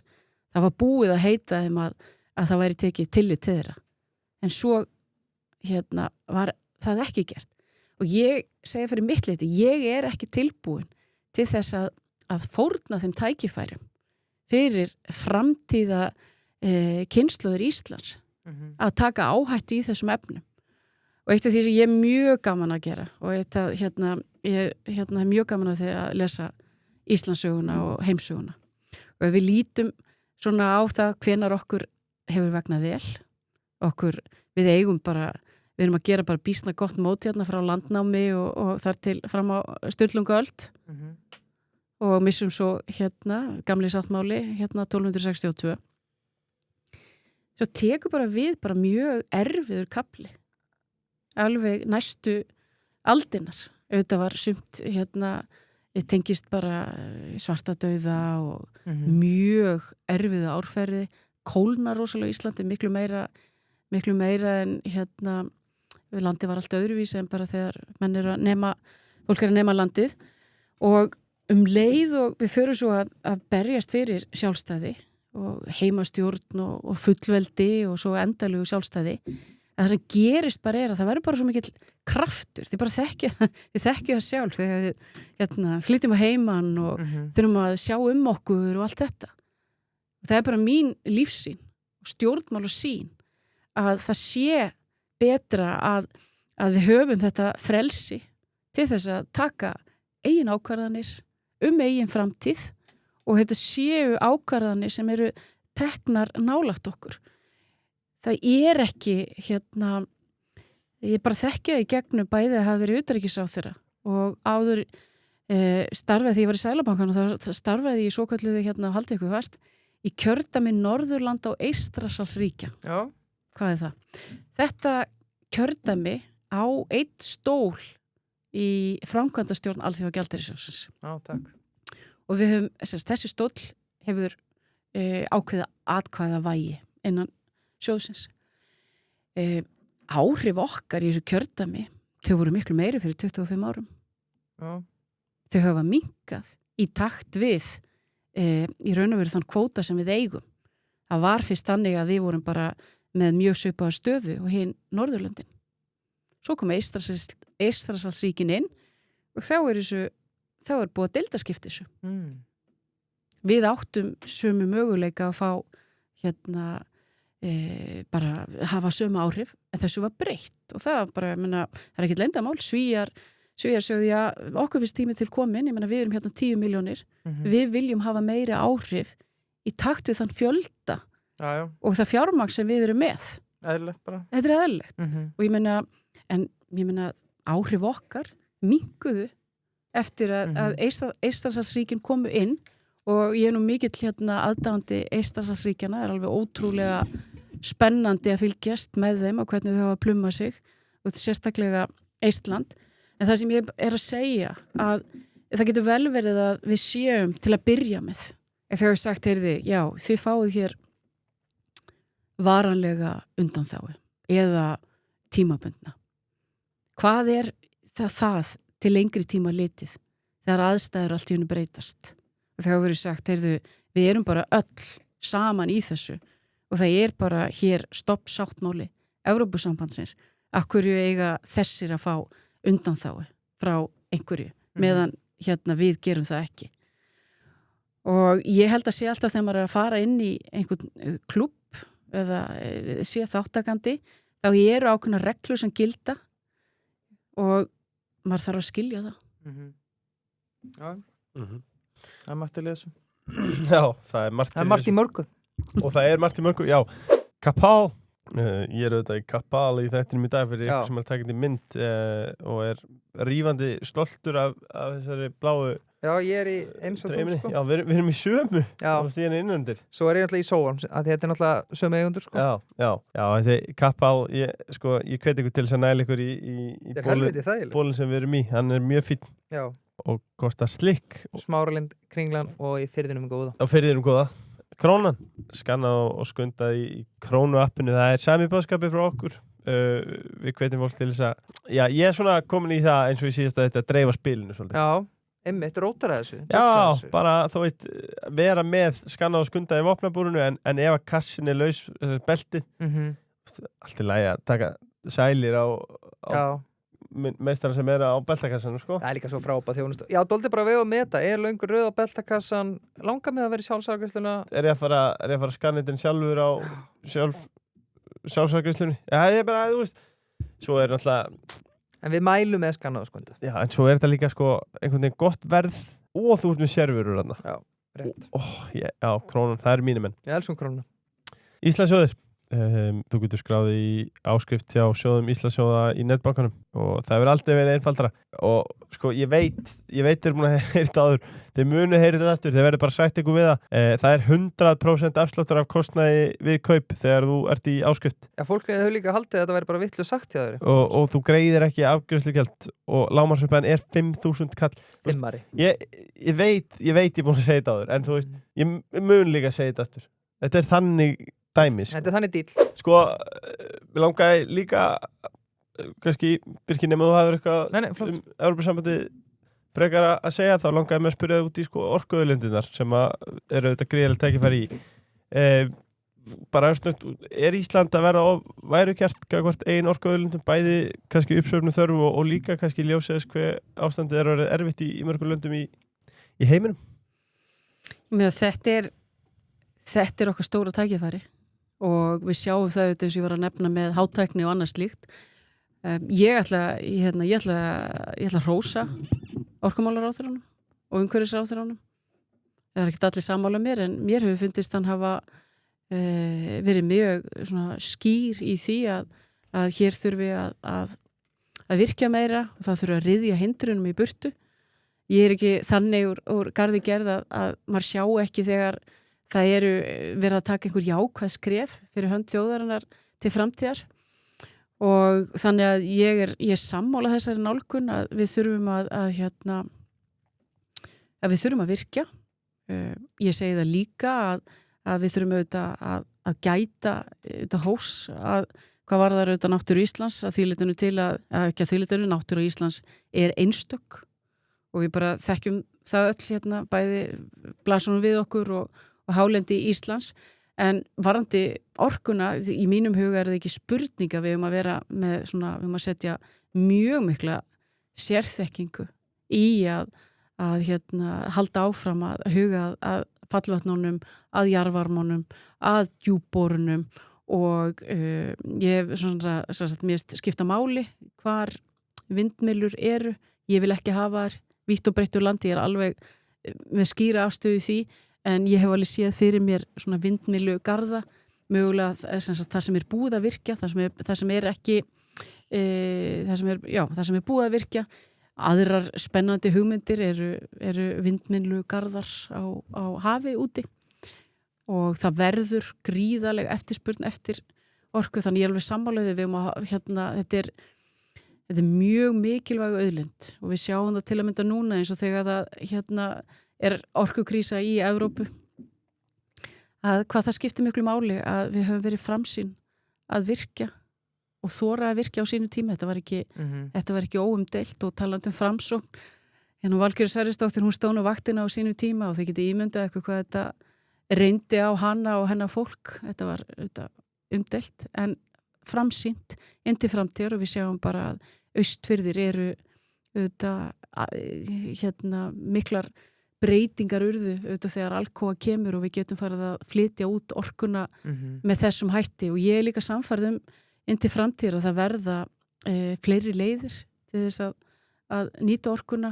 Ég vil sjá að hún sé nýtt hér í meira magni og í þá, eins og ég nefndi áðan, í samstarfi við hátæknifyrirtæki og við höfum mjög mikinn mannauð á Íslandi til þess að taka þátt í þessu og eins og ég ítreka, ég er mjög upptekin af gervigreindinni og áhrif hennar á vinnumarkaðin og því við höfum ekki séð svona tækni, við höfum auðvitað alltaf séð tækni framfarir, en við höfum ekki séð tækni þar sem við sjáum svona mikið að sérfræðistörfum og þeim að fækka mjög ört, bara eins og svona byrjandi eða svona entry level störf í Bandaríkjunum, ég held að þessi samdráttur 40% á milli ára og ég meina þetta er það sem unga fólki okkar er að hugsa, ég meina ég er með strák sem er að hefja háskólana og ég meina þetta er bara það sem þau taka með í reikningin, þau horfa á hvaða starfsgreinar skipta máli og ég meina forritarar, ég meina það er gjörbreytt landslag þar en það er líka svolítið gaman að þau eru að fara svolítið meira bara á dýftina og eru að pæla núna í þessum raungreinum eins og eðlisfræðinni, starffræðinni og hvernig það getur svo komið inn í til að mynda, ég meina það eru alls konar uppgötanir sem á eftir að gera varandi orkuöflun og eitt og annað og ég vil sjá okkur fara meira í þá átt og því að það er nú mjög oft verið að tala menntakerfið okkar niður. Heldur betur. Ég segi við erum bara þar 2 árum á eftir. Við gerum ekki sömu kröfur til barnan okkar þegar við erum að taka PISA-prófin. Það gleymir stundum. Ef börnin okkar myndu taka þessi próf 2 árum seinna, þá væri útkoman önnur. Við værum ekki að ná þessum árangri í atvinnulífinu. Við værum ekki með ungt fólk í öllum bestu háskólum í Bandaríkjunum, Evrópu og Asíu ef menntakerfið okkar væri svona opbóðslega veikt. Auðvitað þarf að gera breytingar. Við þurfum að huga því hvort að við þurfum að íta námsefninu neðar til þess að við séum samkeppnishæfari. En við höfum alla burði til þess að ná meiri og betri árangri í menntamálum. En það gerist með samvinnu. Það gerist ekki með því að allt sér tala niður, af því að það er líka verið að gera mjög góða hluti. Það getur líka ekki verið gott að þú ert með barna- og menntamálaráðherra það sem að kennarar bara ganga út úr salnum þegar hún byrjar að hefja ræðu þannig að hún Inga Sæland bara því að maður myndi halda að það einhvers staðar sem þyrfti að vera ákveðin svona sameiginleg sýn og hvernig á að gera hlutina væri það í þessum 2 fylkingum sko. Já, ég sammála. Ég meina, mér finnst En hún búin að segja eitthvað sem búið að vera sorry, ég veit ekki að svara fyrir kennara en ég meina, þú veist, hún búin að gera eitthvað rátt eða hún ekki bara að benda á þessa kannanir sem hún tala og tala að drengi get ekki lesið sér til gags helminguna með eitthvað eftir 10. bekk og ég meina, svo vill hún taka þessa bókstafi í burtu og eitthvað ég hef ekki heyrt eitthvað gagnrýni á þetta nefnum bara þá að fá kennurum sko. En það er þannig ef þú ætlar að fara í kerfisbreytingar þú verður að hafa kennara með þér og þú getur ekki veist, þetta samtal að mínum að þið leiðir ekki til framfara. Nei. Og enn og þú veist vegna þess að ég meina eitt af því sem við settum á þegar ég var menntamálaráðherra er þessi samræmdi matsferill það reynda tók allt og langan tíma að hrinda honum í framkvæmd en allt í einu núna erum við komið með mælingar á kurvu hvar börnin okkar standa og þú bara færð Lára er í 7. bekk Lára bara veit nákvæmlega hvað hún stendur út frá öllu landinu og ég fagnaði að Reykjavíkurborg ætlar að vera með samræmda matsferill fyrir öll skólastigin og þetta var, svo ég segi það, þetta var minn draumur sem menntamálaráðherra að við fengjum þessa samrændu mælingar til þess að grípa miklu fyrr inn og ég minna við erum til að mynda með, ég veit ekki hvort að fólk átti sig á þessu, við erum með svo kallur hljómpróf fyrir leikskólakrakka og sem er mjög mikill, svona sagt, gefur niðurstöður úr honum, segja mjög oft til það hvernig barnið mun svo vegna í lestri. Og ég meina það er alls konar svona hluti sem menntakerfið okkar er að gera en eitt af því sem hefur ekki verið velgerst og náttúrulega gagnrýna ríkisstjórnina sem ég satt í við settum ekki nægilega mikla fjármuni í námsgerð og þetta hefur verið vanrækt öll síðustu ár og þetta hefur auðvitað ekki góð áhrif á menntakerfið okkar og ég getum sagt okkur eitt ég var að hjálpa stráknum mínum í hjálpa í eðlisfræði þegar hann var í 8. bekk og ég bara heyrðu, er þetta ekki bókin sem ég var með veistu hvað 30 ár eða eitthvað, þetta var nákvæmlega sama bókin og ég auðvitað kem inn á ríkisstjórnarfund og segi við fjármála og efnahagsráðherra segi þessa sögu þá segir okkar maður hvað Lilja hefur eitthvað breyst mikið eðlisfræði og en þetta er nú svona smá brandari en þetta er samt ekki brandari að því litinu til að við verðum að ef við ætlum að vera með öflugt menntakerfi eins og bara stendur í menntastefnunni þá verðum við að fjárfesta í námsefni og við erum með ríki, ég meina Singapúr sem stendur mjög framalega í menntamálum, við erum auðvitað aldrei að fara að taka það kerfi upp að það er bara þessu ólíkur, menningaheimurinn er svo ólíkur en Eistland, að því ég talaði um Eistland við þetta árangur þar er bara einn sá besti í heimi þeir eru ekki að þeir bara eru með mikið naga þeir vita að þeir þurfa að standa sig vel og þeir eru auðvitað nátengdir Finnland og Eistland þetta er nátengt ríki og ég hef sagt að ég meina það sem á að gera þá bara að gera samanburðaransókn á skólastegunum alveg frá 1. bekk og í 10. bekk nákvæmlega bara hvað Eistland er að gera þeir standa okkur menningarlega mjög nálagt og við eigum að styðja við menntakerfið og kennara með bestu rannsóknum og halda áfram á þeirri braut að vera með mælingar og setja metnað í þetta. Já, að þeim minnst áhugavert, viðskiptaráð birti greiningu 28. maí 2006, tækifæri barna að ráðast á grunnskóla fremur en getu, að þeir verðum að tala um kennara og menntakerfi og annað, og þarna kemur bara, ég verð að gefa viðskiptaráð mikið props þeir eru að standa í, þetta er alveg stormu sem þeir eru að standa í og þeir eru að gera þetta vel. Og þarna kemur bara blákall fram hvaða, mikill munur á hversu stór hluti nefnda líkur framhaldsskóla á milli grunnskóla höfuðborgarsvæðinu og þarna erum við með efsti skólinu með 96% hlutfall og neðstið með 25%. Svona listar, fá þetta líki samræðu prófun og ertu hlint í að bara sína bara svart og hvítu hvaða skólar standa sig vel og hver er illa?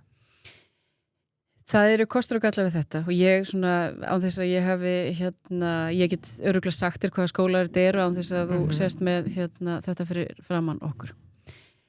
það sem hefur mest áhrif á frammistöðu barna mjög oft félagsleg staða foreldra. Já. Og ég kem nú úr skólanum sem neðstur þarna. Já, ok. Og Fellaskóli? Já. Það var myndað þér þarna? Já, mitt og og það var mín blessun að hafa farið í fellaskóla. Já. Þú sérð Ísland með öðrum augum þegar þú hefur verið í skóla þar sem það eru alls konar hlutir í gangi. Og þetta voru breyst töluvert frá því að þú varst það? Já, búið að breytast töluvert. En þarna voru, á sínu tíma var mikið af félagslegum blokkum. Þeir fóru þarna meira og minna og það eru bara oft mjög erfiðar aðstæður sem mikið af þessum börnum eru alveg upp í miklu erfiðari. Heyrðum að svo, seinna meir, þegar maður, þau fóru að greina frá stöðunni. Þannig að það þessi félagslega staða. Ég menn það bara fínt að viðskiptar á sig að gera þetta, en þú verður að hafa skilning á því að það bara munur á því hvernig líf barna eftir hverfum og sá munur að aukast og ég held að við ættum miklu frekar og ég gerði það því að menntamálaráðherra við vorum með tilraunaverkefni upp í Breiðholti því að Breiðholti stendur mér mjög nærri að þá vorum við talmeinafræðinga, leikskólakennara og við vorum með samstarfi við leikskólana í Efra-Breiðholti og fellaskóla og þar sem við fórum að fara í markvist í að leggja stafina fyrr og að búa þau betur undir lesturinn á fyrstu árum í fellaskóla og þau börn sem tóku þátt í þessu, þau voru komin yfir landsmeðaltalið. Já. Og þannig að ég búin að vera að spyrja, mér skilst að það eigi að innleiða þetta og ég bara ekki alveg með nýjustu upplýsingar í sambandi við þetta en sko áskorunin í samfélaginu þá að setja miklu meira og setja metnað í að ná þessu upp af því að talandi ef ég má aðeins koma aftur að því við forréttindafólkið 50% sem tæpi 50% sem eru búin að ákveða að segja nei að ef við lítum á Ísland, eitt af því sem mjög gott á Íslandi að rannsóknir sýna okkur það að jöfnuður með mestamóti. Svo kallega Gini-stuðull, hann sýnir það. Þannig að við erum með ríki sem með einar hæðstu þjóðtekjur á mann og við erum með þarna efsta blaði, það eru Normenn, Sviss, við, Luxemburg. En á samaskap þessi mikli jöfnuður. Þannig að það sem mér finnst ekki ganga upp þegar fólk segir, heyrðu, það eru bara einhverjir, nokkrir sem eiga allt, en hvernig stendur það á því að allar alþjóðarannsóknir sýna okkur það að jöfnuður svona mikill á Íslandi. Og ég held við eigum frekar að horfa til þess það var þannig þegar við vorum í sjálfstæðisbaráttunni á sínum tíma að þá var það elita Íslands sem vildi halda í konungssambandið. Vegna þess að þar voru alls konar möguleikar í boði í Kaupmannahöfn og annað slíkt. Og mér finnst einhvern veginn það búið snúið þessari umræðu alveg á hvolf að þeir sem vilja halda í sjálfstæðið og vilja einhvern veginn halda áfram að efla atvinnumarkaðinn hér á Íslandi, efla stjórnsýsluna vegna þess að eitt af því sem mun gerast og ég get bara lofað ykkur því og horfi í augun á ykkur báðum því ég segi það að stjórnsýslan, hún verður algjörlega undirlögð næstu 23 árin af þessum aðildarviðræðum. Og það gríðalegur tími, það ekkert annað sem kemst að.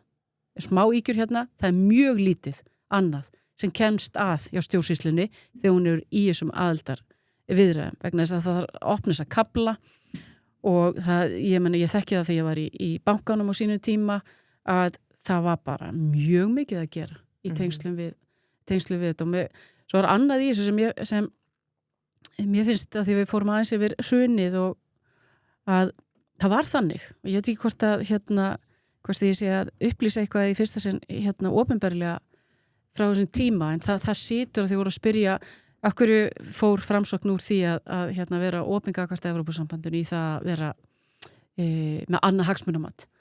Og það var þannig að þegar við förum í þetta efnahagsprógram 2008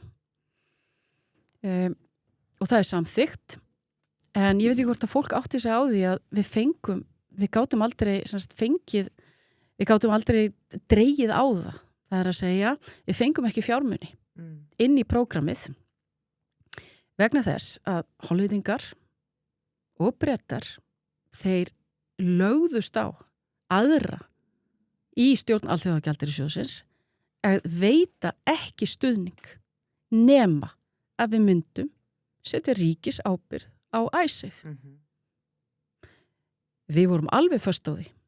Alveg þegar við setja upp þetta prógram og ég kom að því að þetta væru svokallaðar þetta væri ekki á ensku svokallaðar sovereign obligations eða ábyrgð ríkissjóðs Íslands og skattgreiðanda af því að þetta voru enga bankar. Og þetta skipti öllu máli þegar var að meta hvort að við værum bara sjálfbært hagkerfi þegar var að meta Ísland bara hvernig kjörum við fengjum og annars slíkt. Það ekki fyrir að bandaríski stóllinn í Alþjóðagjaldeyrissjóðnum ákveður fyrir tilstilla Dominic Strauss-Kahn sem var þá framkvæmdastjóri Alþjóðagjaldeyrissjóðsins að þeir ákváðu að styðja við bakið á okkur og þetta fer svo að leysast og það sem leysist líka að þá áttu hollendingar að breyta sig á því að svo áætlun sem við settum upp það að segja neyðarlögin það sem við svo kallar ringfönsum Ísland og breyttum forgangskröfu röðinu og settum innláseigjendur fyrst að þá voru við í raun og veru komin með þessa fjármuni og þá fyrir að losa fjármagnið. Og það sem ég að segja að við vorum í EES. Við vorum og erum í EES og við vorum með Norðurlöndin með okkur líka. Norðurlöndin gátu ekki haft þessi áhrif á hollendinga og Breta og þau stóðu algjörlega fastir fyrir. Og þannig við verðum bara líka svolítið að muna það að þegar það eru svona miklir hagsmunir í húfi og það raun og veru það sem ég að segja. Þarna voru fjárhagsskuldbindningar og Bretum og hollendingar, þeir voru ósáttir við það hvernig við fórum í þetta. Ég veit ekki hvað, ég átti marga fundi með þeim og hvernig þeir sett þetta fram að jafnvel með stuðningi Norðurlandana þá fengum við ekki framgang í þessu fyrir að Bandaríkjamenn og við ætlum bara að rósa ekki það ég held að séum ekki að starfsfólki Alþjóðagjaldeyrissjóðsins að hlusta á okkur en við vorum alveg með starfsfólk Alþjóðagjaldeyrissjóðsins með okkur í liði af hverju við bara stóðum okkur vel. Við stóðum okkur vel í að uppfylla það sem við þurftum að uppfylla. Og þá segi ég enn og aftur, ef við lendum í krísu, og einu sem við vitum að við munum lendi í krísu, þá ekki bara ágætt að við séum með auðlindinar algjörlega í íslenskri eigu? Ég meina, þið munum nú á sínum tíma, ég held að þeim hafi nú dottið í hug þýsku skuldabréfa þeir sem áttu þýsku skuldabrefin þeir fóru ekki vel út úr þessu að þá eru þeir að hugsa hvort þeir getur tekið veð í kvóta það má eitt af því sem við þurftum að segja það kemur ekki til greina, það mun ekki að því að eitthvað af því voru eitthvað af því lendi hjá í tímabili, ég held að það breyst svo lendi í svo kallu gömlu bönkunum þannig að það sem ég að segja að þetta mjög stór ákvörðun og okkur hefur farnast vel að hafa stjórn á okkar eigin málum. Við erum búin að ná þessum árangri. Höldum áfram með EES. Lítum líka á ný tækifæri. Við sjáum að það að koma semi-beint flug frá Kína. Það mun breyta mjög miklu upp á vetrar ferðamennsku hjá okkur. Af því að þeir eru ferðastaðala fríin eru að vetralagi og það hjálpar upp á landsbyggðina og annað slíkt. Ég meina við erum ekki að fara að gera fríverslunarsamninga eins og við gerum við Kína á sínum tíma. Fríverslunarsamningurinn frá 2013 hann mun ekki halda gildi sínu af því ég best veit og hef kynnt mér þessi mál. Þannig að það eru alls konar breytingar. Og ég segi það líka bara ef við horfum á bara þessa landfræðilegu legu okkar. Ég meina norðurslóðin siglingar fara að opnast á ásgrundvelli fljótlega og þið getið ímyndað ykkur, ég meina við verum ekki bara höpp fyrir á milli Evrópu og Bandaríkjana og meira þess að það höpp geti aðeins mikilvægi þess geti minkað af því að flugvélanar draga miklu, þú veist, drægniðir að verða meiri en það ekkit ólíklegt að höpp verði hjá okkur frá Austur-Asíu, hvort það sé Suður Kórea, Japan eða Kína og siglingaleiðin og við verðum með þjónustu og annað slíkt, þannig að við eigum ekki að mínu mati að okkur bara á einum stað með fullri virðingu hérna fyrir Evrópu. Já. Sko, þarna þú tala þessi 50% Finnst ykkur eins og þessi heiti í þessu máli? Já, og sko, ég verði til að challengea hvað myndi ná að snúa í en sko, að þau eru að tala 50% auðvitað samt það líka þannig að það eru þá öll hinn 50%, þetta geti ekki verið bara einhver eintómi vittlýsingar sem þau halda kannski að við náum að halda öllu þessu sem hún nefnir og getum haft það ennþá betra, hlýtur að vera, maður gefur sér það eða hvað? Já, þau og það er alveg, ég meina, ríkisstjórnin segir það skýrt að það verði, að auðlindirnar verði að vera eigu í Íslendinga og eru búin að segja það að utanríkisráðherra hefur sagt að hún sé vongóð að það takist. Við höfum lagt mikla áherslu á það að allar upplýsingar þau setja alltaf, mér finnst það svolítið á huldu og ég verið svolítið hissa á því að utanríkisráðherra nefnir það að samkvæmt samtölum sem hún hafi átt við hollenska forsætisráðherrann að hann hafi gefið það til kynna að þetta sem sagt að ummæli hans í hollenska þinginu séu ekki í samræmi við samtöl þeirra og samtöl hennar við kollega. Ég myndi halda að það veri mjög mikilvægt fyrir þess að þjóðaratkvæðagreiðslu að þessi samtöl og allt sem tengist þessu að kjósendur fengju að sjá það. Víst að ríkisstjórnin vill kíkja í pakkan, þá ekki bara mjög mikilvægt líka að öll þessi samtöl og samskipti séu upp á borðinu og ég segi líka ef þetta, ég meina utanríkisráðherra segir þetta, þá hlýtur að hafa verið fundur á milli forsætisráðherra Hollands og Íslands, það hlýtur að vera fundargerð, þetta hlýtur alltaf að vera geymt mjög vel upp í utanríkisráðuneyti, ég þekki þar ráðuneyti mjög vel eftir að hafa stýrt í ákveðin tíma, ég þekki þetta líka mjög vel í Seðlabanka Íslands að öll samskipti sem varða mikla hagsmuni landsins eða bankakerfið eða hvernig svo sem það er passað upp á þetta allar fundargerðir, allt. Og mér hefur fundist svolítið sérstakt hvað í raun og veru bara svona, ég veit ekki hvort það er áhrif samfélagsmiðla eða hvað það er, að það hefði verið til dæmis á hrunstímanum eða eftir einhver ráð þegar hefði sagt eitthvað svoleiðis, það hefði verið gengið á hann og sagt, fjölmiðla hefði gengið á hann og sagt, heyrðu, þú segir að þetta sé komið. Geturðu rökstutt það frekar? Ég myndi vilja sjá hann rökstuðning, vegna þess að þetta skiptir okkur svo miklu máli. Við erum fámenn þjóð með miklar auðlindir. Þess vegna eru lífskjör á Íslandi góð. Lífskjör voru ekki góð hér af því að við vorum ekki að nýta þessar auðlindir, fyrir ekki að nýta þar fyrir en bara eftir að við náum að tryggja þessar 200 mílur okkar og ég meina hér var bara kynslóð foreldra minna og ég tala nú ekki sko, og afa, ég meina hér var bara, þetta var allt annað land af því að við vorum ekki og búin að tilenga okkur það að nýta þetta. Orka náttúrunar, ef þú ert að fara Suðurland það er hafsjór af stöðum þar. Já. Ef 10 tengi bara á Selfossi. Bara á Selfossi, sko. Þannig að orka náttúrunar eru okkar menn. Þannig að Norðurland, Suðurland, ekkert vesen. Ekki neitt vesen í heiminum. Nei.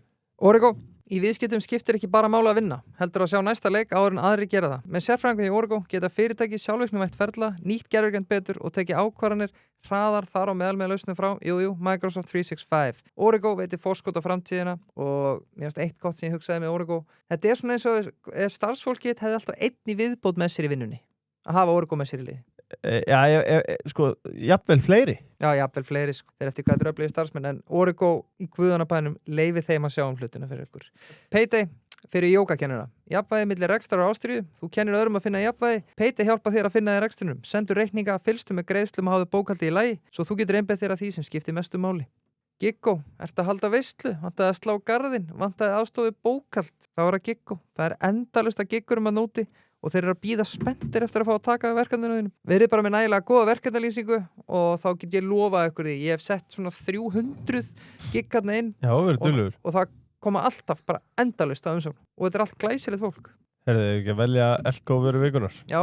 Og ég er mikill ryksugur róbótakall og keypti minn ryksugur róbót einmitt á afsláttaverði í Elko og ég vissi að það væri ekkit verið að svindla á mér með einhverjum afslætti að því ég sé þetta bara verðsöguna á Elko. Þannig að ég sá að þetta var þeirra lægsta verð og ef ekki að velja Dreamy ryksugur róbótin. Já, hann prýðir forsöguna núna og er stórglæsilegur. Örugglega eitthvað AI shit sko. Eru með betri kaupum sem ég hef gert svona róbóti sko. Já, ég veit, þetta er bara verið sitt í gulli sko. Já, fyrir þetta hvað Sólvi er þakklátt. Já, eðlilega. Þakka mér hverjum degi fyrir hennar róbóti. Af því að þú varst alltaf Rix og svo háttið. Þetta er þetta bara Hauga Lí hjá mér. Hún þurfti þetta að kaupa sér Dyson líka. Já. Það er Elko líka. Já, ég veit það. Það var ekki nóg. Sko, mér langar að fara aftur aðeins í tungumálið og mentamálið sem vorum í áðan því að þú áttir auðvitað stóran þátt í auka frambáða íslensku tali og texti á streymisveitum eins og Disney Plus og skrifaðir sjálf Tim Cook og Apple að íslensk hluti af stýrikerfum fyrirtækisins lagðir áherslu og hefur lagt áherslu á að tungumálið í að sameina þjóðina sem ég er alveg sammála og ég vil bara nýta þetta tækifæri þessi óennan plattform og nýti þetta ekki verið á sletti sjálfur í að hrósa þér fyrir þessi störf af því að þetta er auðvitað gríðarlega mikilvægt og þó að við Birkir Sletturum stundum og reynum við að vernda íslenskuna að hafa íslenskuna í hávegum hérna í og nafni sé ekki eins og íslensk skákaði skjóli myrkurs en sko hvert er hlutverk stjórnvalda í að verða íslenskuna gagnvart alþjóðlegum tæknifyrirtækjum og raun og veru bara að kalla þetta fjölþáttaógnir sem að stæðja að íslenskunni? Ég hef mikla trú á íslenskunni og hvað ég fekk það verkefni að vinna að því að búa til þessi mállíkun að fylgja þeim eftir og grunnur var gerður fyrst af því í tíð Illuga Gunnarssonar og það er smíðu svo kölluð máltækni áætlun 1 sem ég fekk og svo gerum við máltækni áætlun 2 og þarna þetta kemur, svo ég bara segi það kemur saman okkar færasta fólk, hugbúna verkfræðingar, málvísinda fólk og bara, þú veist, bara allir sem máli varðar og við gerðum það síðasta ríkisstjórn, fjármögnum þetta að fullu. Og hvað gera þessi mállíkun? Ég vissi ekki mikið þetta fyrir að ég fekk þetta verkefni í hendunar. Og þá átti maður sig á því að ég bara öll tæknin hún verður þannig að við eigum að geta að tala við síman okkar og ég vissi ekki mikið ég vissi eitthvað gervigreind en það er ekki fyrir að ég leiði sendinefnd með forseta Íslands og við erum á fundi með Sam Altman og þá var hann ekki búinn að sýna heiminum OpenAI, ekki búinn að sýna heiminum hvað gervigreindin getur raunverulega gert. Hvenær var þetta, sorry? Þetta er þetta ekki 22? Já. Þetta er svona snemma. Loknuð undir storminum? Sko, vitið að ég fæ bara, ég get sagt ykkur það. Þú veist að hitta hann bara, það er rosa. Ég fekk að hitta hann, já. Og hann er svona áleika hávaxinn og ég. Heyrðu, og við sitjum þarna og auðvitað náttúrulega þetta er bara ekkert ósvip og þegar maður var í kynna Ísland út af efnahagsmálunum og bara förum yfir þetta við sem tölum sama íslenska sér þessi fornnorræna og bara svo bara fer hann að sýna okkur hvað þeir eru búin að gera og ég það datt að mér andlitið og bara, ég var bara þau fóru að semja ljóð í anda Jónasar Hallgrímssonar og bara setti þetta allt inn og þá voru þeir ekki búin að sýna heiminu hvað þeir voru að gera og mér hefur, mér leið því ég lappaði þarna út af þessum höfustöðum ég hugsaði bara, heyrðu þarna erum við búin að gera eitthvað gott að geta komið íslenskunni inn en það var auðvitað þannig líka að maður hafði, það er auðvitað líka að vera gagnrýnir þess að gervigreinda fyrirtæki fyrir að vera með allt þetta efni og ég hugsaði það auðvitað út í það svo ég segi það við ykkur hvor vegur þyngra, hvort vegur þyngra. Eigum við að, og þá fannst mér framtíð tungumálsins skipta meiru máli, vegna þess að því fyrr sem maður átti að sjá því, eða því fyrr sem þú komst íslenskunni inn, því betra og að passa upp á hún í öllum uppfæslunum og öllu því. En vitið hver var ástæðan fyrir því við fengum meðal annars hennar fund? Hún er alveg ótrúlega sko. Nei. Þá var hún hérna Anna McJung sem er svona einn hans helsti ráðgjafi og yfir Global Affairs, yfir hérna alþjóðasamskiptunum. Þá hafði hún komið á Iceland Airwaves 2011. Bara elskaði Ísland og þegar við vorum að banka upp á, ég meina við fórum ekki bara þangað, við hittum Apple og Microsoft og fleiri og þegar hún bankaði, þegar við bankum upp á, þá segir hún, heyrðu þessi Íslendingar eru ótrúlegir og bara var búin að kynna sér svolítið sögu okkar og þessi Anna, hún var ráðgjafi Obama, fylgdi honum þegar hann var kjörinn forseti og fylgdi svo Biden og var í þjóðar öryggisráðgjafi, var þeim málefni Rússlands því hún er hálfur mamma frá Úkraínu og pappina frá Nígeríu. Og þannig að hún hafði svona mikla trú á því sem varum að gera og við erum þá eitt fyrsta ríki sem er með í þessari uppfæslu á þessari útgáfu tjatsins á sínum tíma. Og það sama, get ég sagt ykkur, það eru aftur menningin sem kemur inn á af hverju til að mynda við fengum, hann heitir Scott, sem er númer 2 hjá Microsoft, af því að mér fannst skipta öllu máli við kæmust inn í Copilotin, sem við erum komin inn í. Jú. Og hann er þá svona mikill aðdáandi Arnaldar Indriðasonar. Já. Og hvað gerir maður þá? Nú maður auðvitað heyrir í Arnaldi og ég fekk allar bækurnar hans áriðar og við auðvitað, Skott fá bækurnar, en hann var rosalega, og ég er ekki, svo ég segi það, ég er ekki hissa á því hvað hann hrifin að Arnaldi, minnst Arnaldur alveg ótrúlegur. Já, þetta er skemmtilegt, ég er stundum mikilvægi listarar við systur minna sko. Já. Og sér það, hún hefur gildi víða, getur opnað ýmsar dyr. Nýminu það var sagt líka við okkur í hruninu, ég get alveg sagt ykkur, ég er þarna 35 ára aðstöða framkvæmdastjóri á peninga- og markas alþjóðasviði. Þetta hétt peninga- og markassvið. Og svo fyrir inn á skrifstofu bankastjóra og er númer 2 þar líka. Ég hugsaði bara, hvernig endar þetta? Ég ætla ekki að lýsa í hvað maður hafði miklar áhyggjur. Svo hitti maður sumar þessum fjárfestum sem voru bæði búin að fjárfesta í Íslandi og sumar voru þetta svektir, mjög svektir, alveg brjálæðir. Svo eru sumir sem segja, ég hef ekki miklar áhyggjur af ykkur. Nú, segir maður alveg, hvað? Ég meina, bókmenntaarfurinn ykkar. Ég meina, þið hefði alltaf plummað ykkur. Og ég er á því að þessi menning sem er hér, hún er okkur mjög mikilvæg. Hvað sem þessi tónlistin, bókmenntinar og bókmenntinar, Íslendingasögunar og bara, veitið, Ari Fróði og allt þetta. Ég hef mjög mikla unun af því, ég er alltaf með eina Íslendingasögu í gangi og les og mikið hagfræði, en mér finnst þessar bókmenntir okkar, ég er mjög stolt af. Færum okkur yfir í síðustu ríkisstjórn sem að þetta er bara raunveruleg forvitni, er þetta á Storytel sem þú gerir þetta? Bæði, ég nota Storytel og er með bók. Já. Og ég ger þetta bæði, ég er með eins og nú er ég með Grettisögu. Já.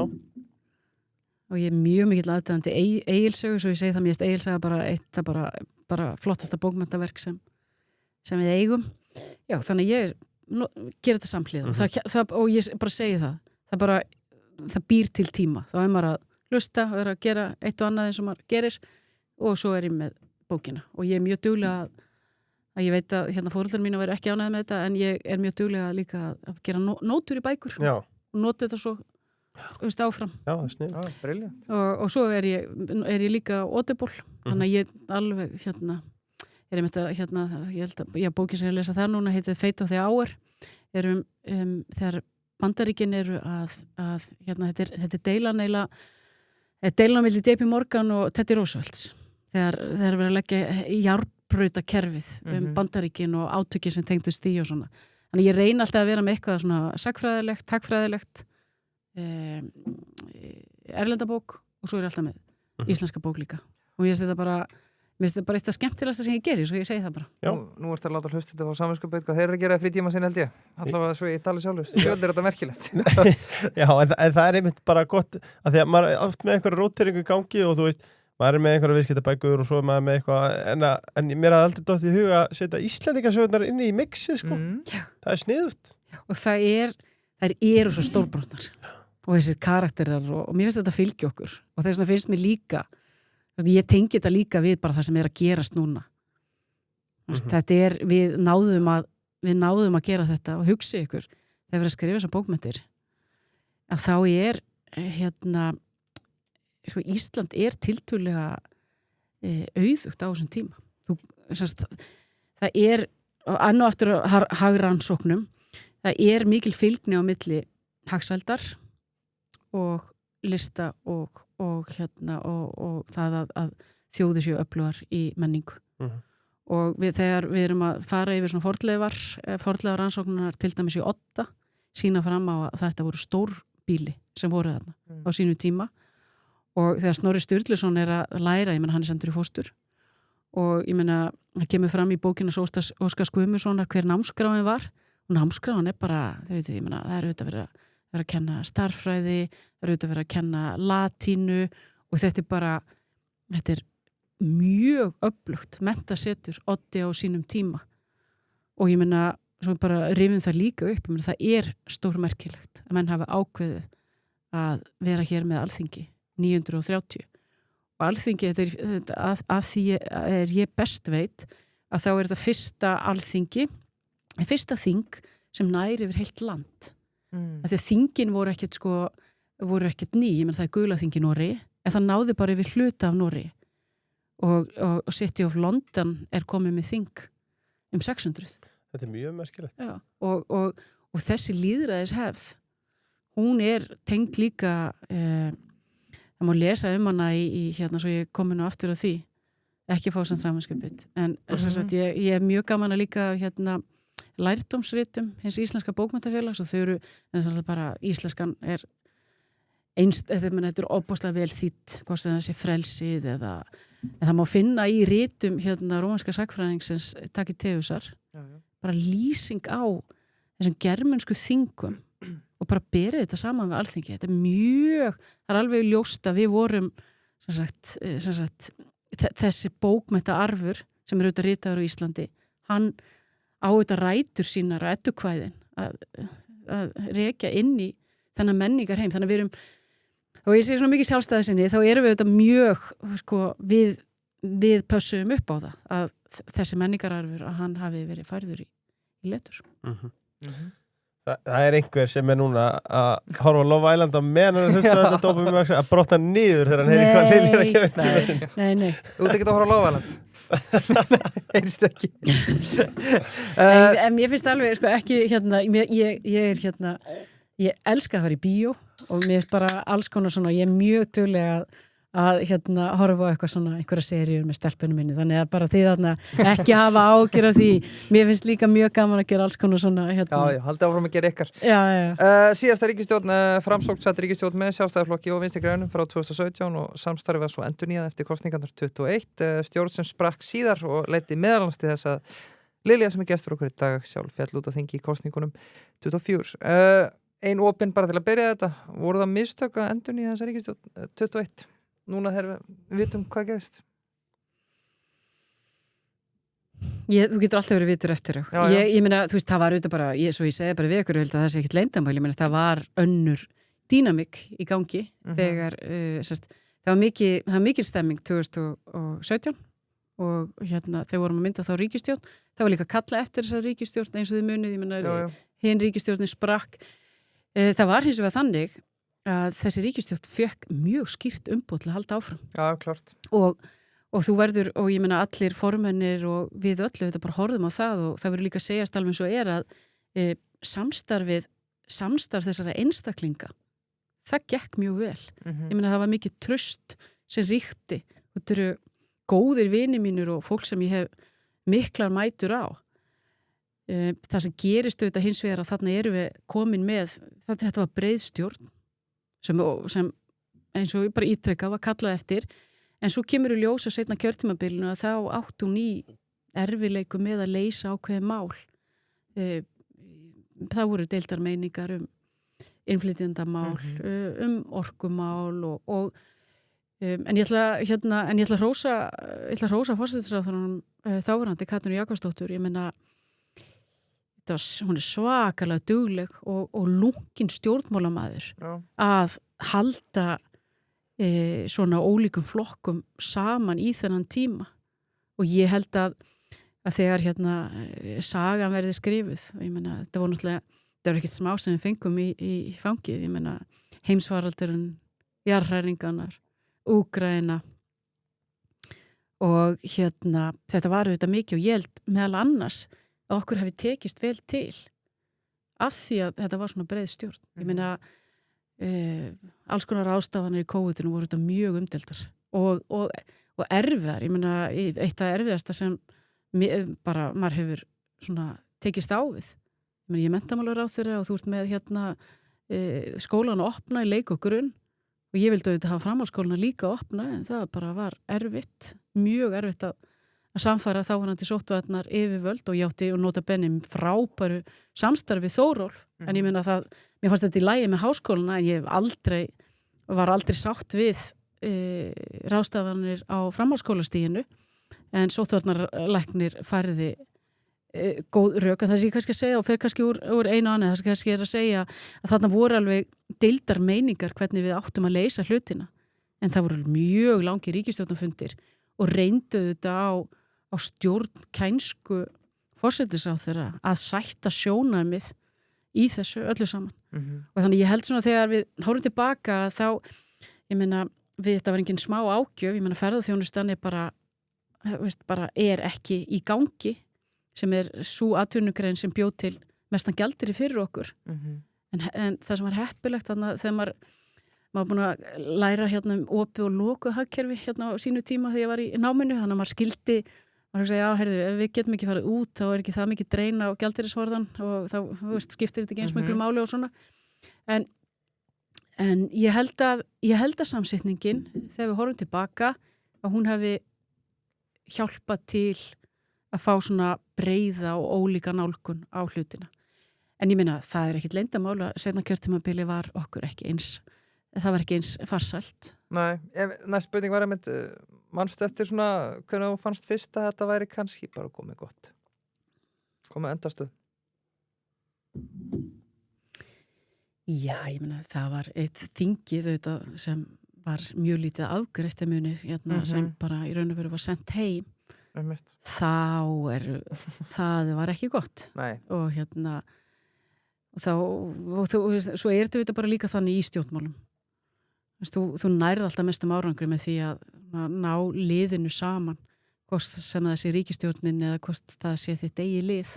Og það þetta það sem að gerast í ESB núna. Já, hvað eins að stríða ykkur, þú veist að liðið, Íslands liðið, það eru 2 fylkingar. Við erum að sjá þetta núna. Já, og ég meina þetta eitt af því sem forsætisráðherra í þessum þætti. Og ég var mjög hrifin af því hvernig hún fór í það, svo ég segi það að því að þið heyri hvað ég stend í þessum málum. Ég meina, hún segir ég meina, það ekkert verið að fara í þessa vegferð.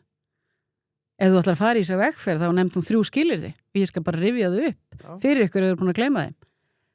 Já, það var í fyrsta lagi að væri búin að ná tökum á efnahagsmálunum og að það væri það stórt verkefni framundan sem var þá verðbólgan og ná stöðuleika efnahagsmálunum. Það þyrfti að vera búin að ná því.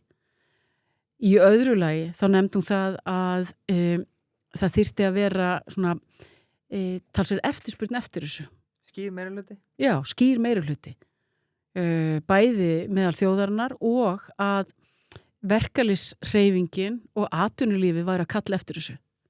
Það alls ekki. Bæði atvinnulífið búið að segja okkar félagsmenn eru ekki á þessari vegferð og svo sjáum við verkalýðshreyfinguna hluta af henni stíga fram og í mjög afgerandi neigi.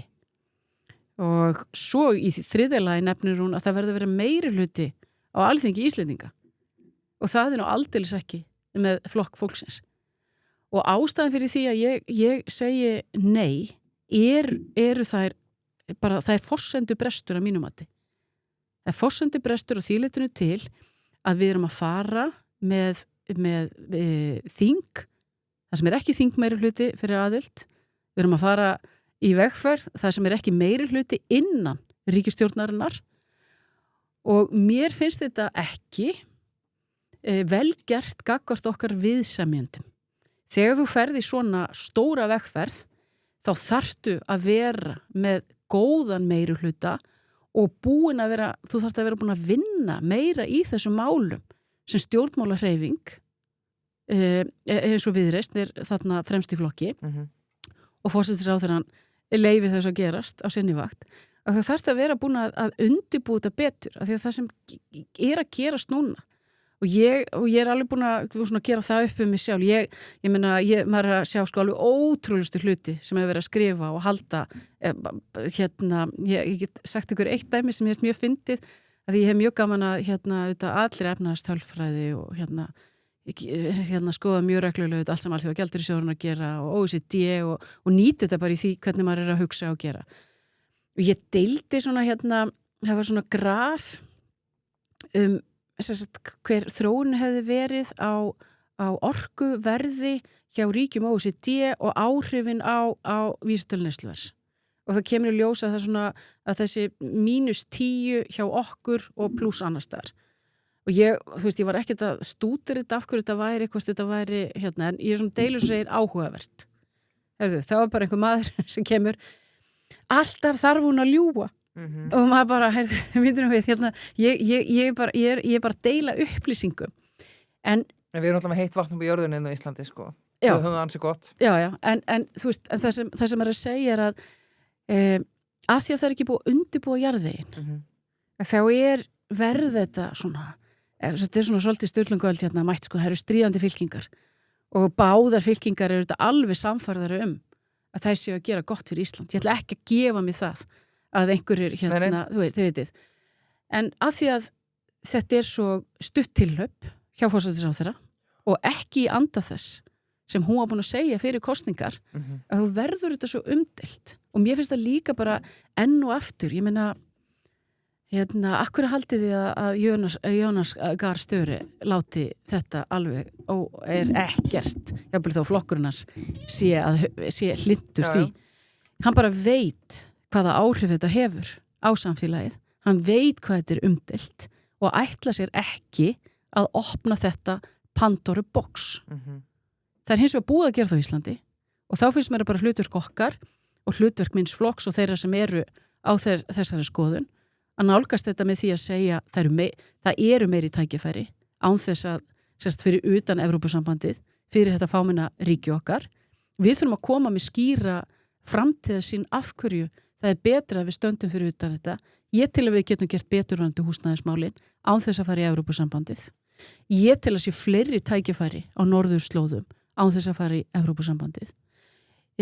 Ég til að sé betra upp á lýðræðið og þróun lýðræðisins á Íslandi að við séum ekki Evrópusambandið vegna þess að ákvarðanataka hún fer að einhverju leyti í ákveðnum málaflokkum í meira mæli til Brussel, auðvitað verið sumt eins en sumt breytist og lýðræðisleg þáttaka hún er erfiðari að því að lagasetningin hún fer í meira mæli til Brussel og þess vegna tel ég að hagsmunum okkar sé betur borgið og svo finnst mér líka bara þessi landfræðilega lega okkar við höfum alltaf átt í mjög góðum samskiptum við Bandaríkin þar eru þetta ég meina það er ekkert leyndamál að ég er ekki hlynnt í hvernig forseti Bandaríkin hefur hann nálgast Grænland en við megum samt ekki gleyma því að það eru kosningar það eru midterms í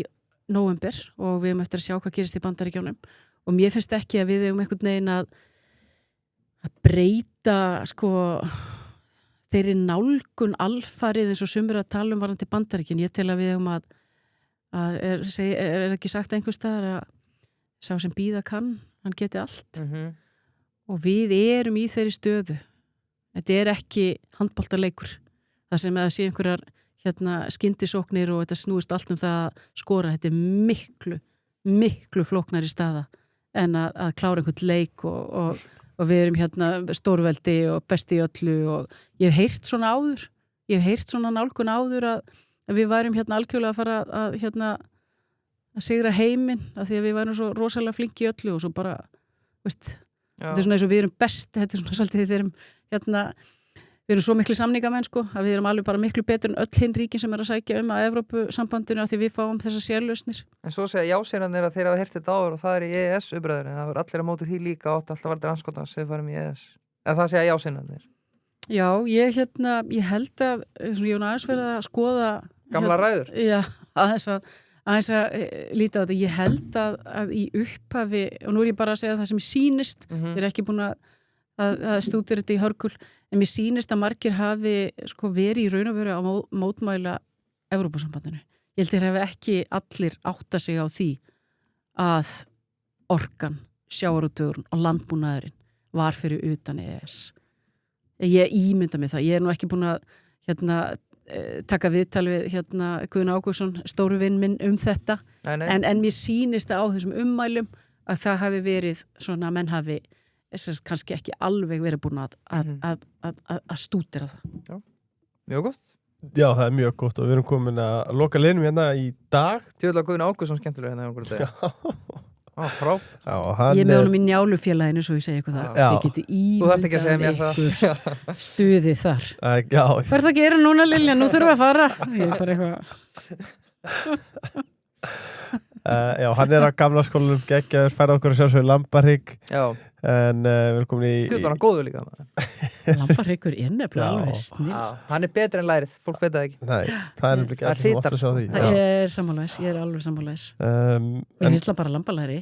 Ég hef ekki sagt ykkur eftir það. Ég kom alveg geggjað að leið að elda það. Ef mátt segja okkur. Já. Ég var í brúðkaupi. Í góðvinkonum Jóhanni Ír var að gifta sig honum Ara og þetta er stór og flott veisla og það þetta lambakjöt. Og þetta bara eitt besta lambakjöt sem ég hef smakkað og ég er nú búin að smakka mjög mikið, ég geti ímyndað okkur að vera formaður Framsóknarflokksins og allt það. Og ég þurfa bara að fer og tala við kokkinn og þá hafði hann gert þetta þannig, hann grillaði það bara upp úr 9:30 morguninn og lokaði því bara með mikinn hita, setur það svo í ofn, bara upp úr 10 á 50 og bara malla næstu 7-8 tímana. Og þannig að þú veist með grillbragðið og svo ertu með bara alveg ótrúlega dúnmjúkt lambakjöt. Getið ímyndað okkar. Og við erum að taka þetta upp í hátæðinu en ég er að songur að heyra þetta. Grilla og kæja. Ég er alveg bara, allavega þannig að ég... Já, mælum með því. Fröken Reykjavík, auðvitað á móti MR. Móti MR.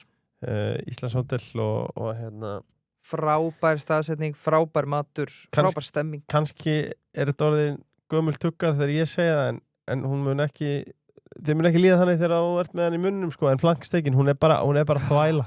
Og vakjún líka. Hún kostar eitthvað en ég get samt lofað ykkur því, hún er þess virði. Já, vakjú, hún kostar, hún er góð en valjú, ég bara flankstekin, bara fyrir sko, ef við horfum í valjú, þá er flankstekin fáránlega góð steik. Og ribbaðin líka helviti góð. Autocenter, framrúðu skiptið að tjónaskoðun, það er Autocenter. Sérhafis í beiglum á Teslum. Heldur betur. Og buðsjóum reyndar líka. Með ekki sjá ónýta framrúðu. Nei, þá hringja það bara í mann. Sessor, nálgun Sessor er engri lík. Þeir eru frábærir. Ef ég ætti að festa fingur á hvað það er sem gerir Sessor öðruvísi, þá var þetta bara gríðarleg tæknileg þekking og fagmennska. Þetta býr starfsfólki yfir einstakri hæfni til að leiða saman ólíka persónuleika og tryggja allir skilji ávinningin af þeim breytingum sem ráðist er í. Þannig að sko ef þig langar í ábata á áþreifanlegan og sýnilegan hátt, hvort sem það er í upplýsingatækni, fjármálum og bókhaldinu eða bara önnur tæknileg óháð ráðgjöf. Þá er það að ríða upp tólu og tjekka á Sessor. Þá er það The Sessor. Lengjan. Nú er HM lokið. Nú er HM lokið, þannig styttist í enska. Við þurfum að einbeita okkur, það er full fókus á íslenska boltan í bili. Já, þá langt bestu. Og þetta er alltaf best að setja á KR. þeir einhvern veginn get ekki klikka, þeir eru bara bestir alltaf. Já, setja bara yfir 3,5 mörk. Svartur og hvítir, já, yfir 3,5 mörk vinnst bara alltaf. Já, þeir eru flottir. David Jones, Mango Slices. Hvort ertu meiri chili kall eða ertu meiri engifer læminu? Ég engifer læm í þessu sko, þó ég sé mikil chili kall í lífinu sko, en svo þetta bara gott að jögla þessu sko. Já, þetta bæði einhvern veginn betra og svo auðvitað. Ég ætla ekki að sverja fyrir það hvað verður lengi í boði að fá á strawberry og salti licorice mixið. Það allavega í boði þegar þetta tekið upp. Þetta í takmarkaðan tíma og þannig að grípið það. Já, talandum krónuna. Krónan veit alveg hvað framstellingar eiga að vera og hvað vörur eiga að vera þar. Það er David Jones. Og svo er það frumeri. Allir að drífa sig í skoðun til frumera sem eru með 7 og jafnvel 8 í endastaf. Magnús Viðar, hann á fyrstu rittarspurninguna. Framsókn hefur í gegnum söguna verið bændaflokkur, miðjuflokkur og köflum þjóðverðnissinnaður flokkur. Hann hefur breytt mikið eftir hver hefur verið formaður.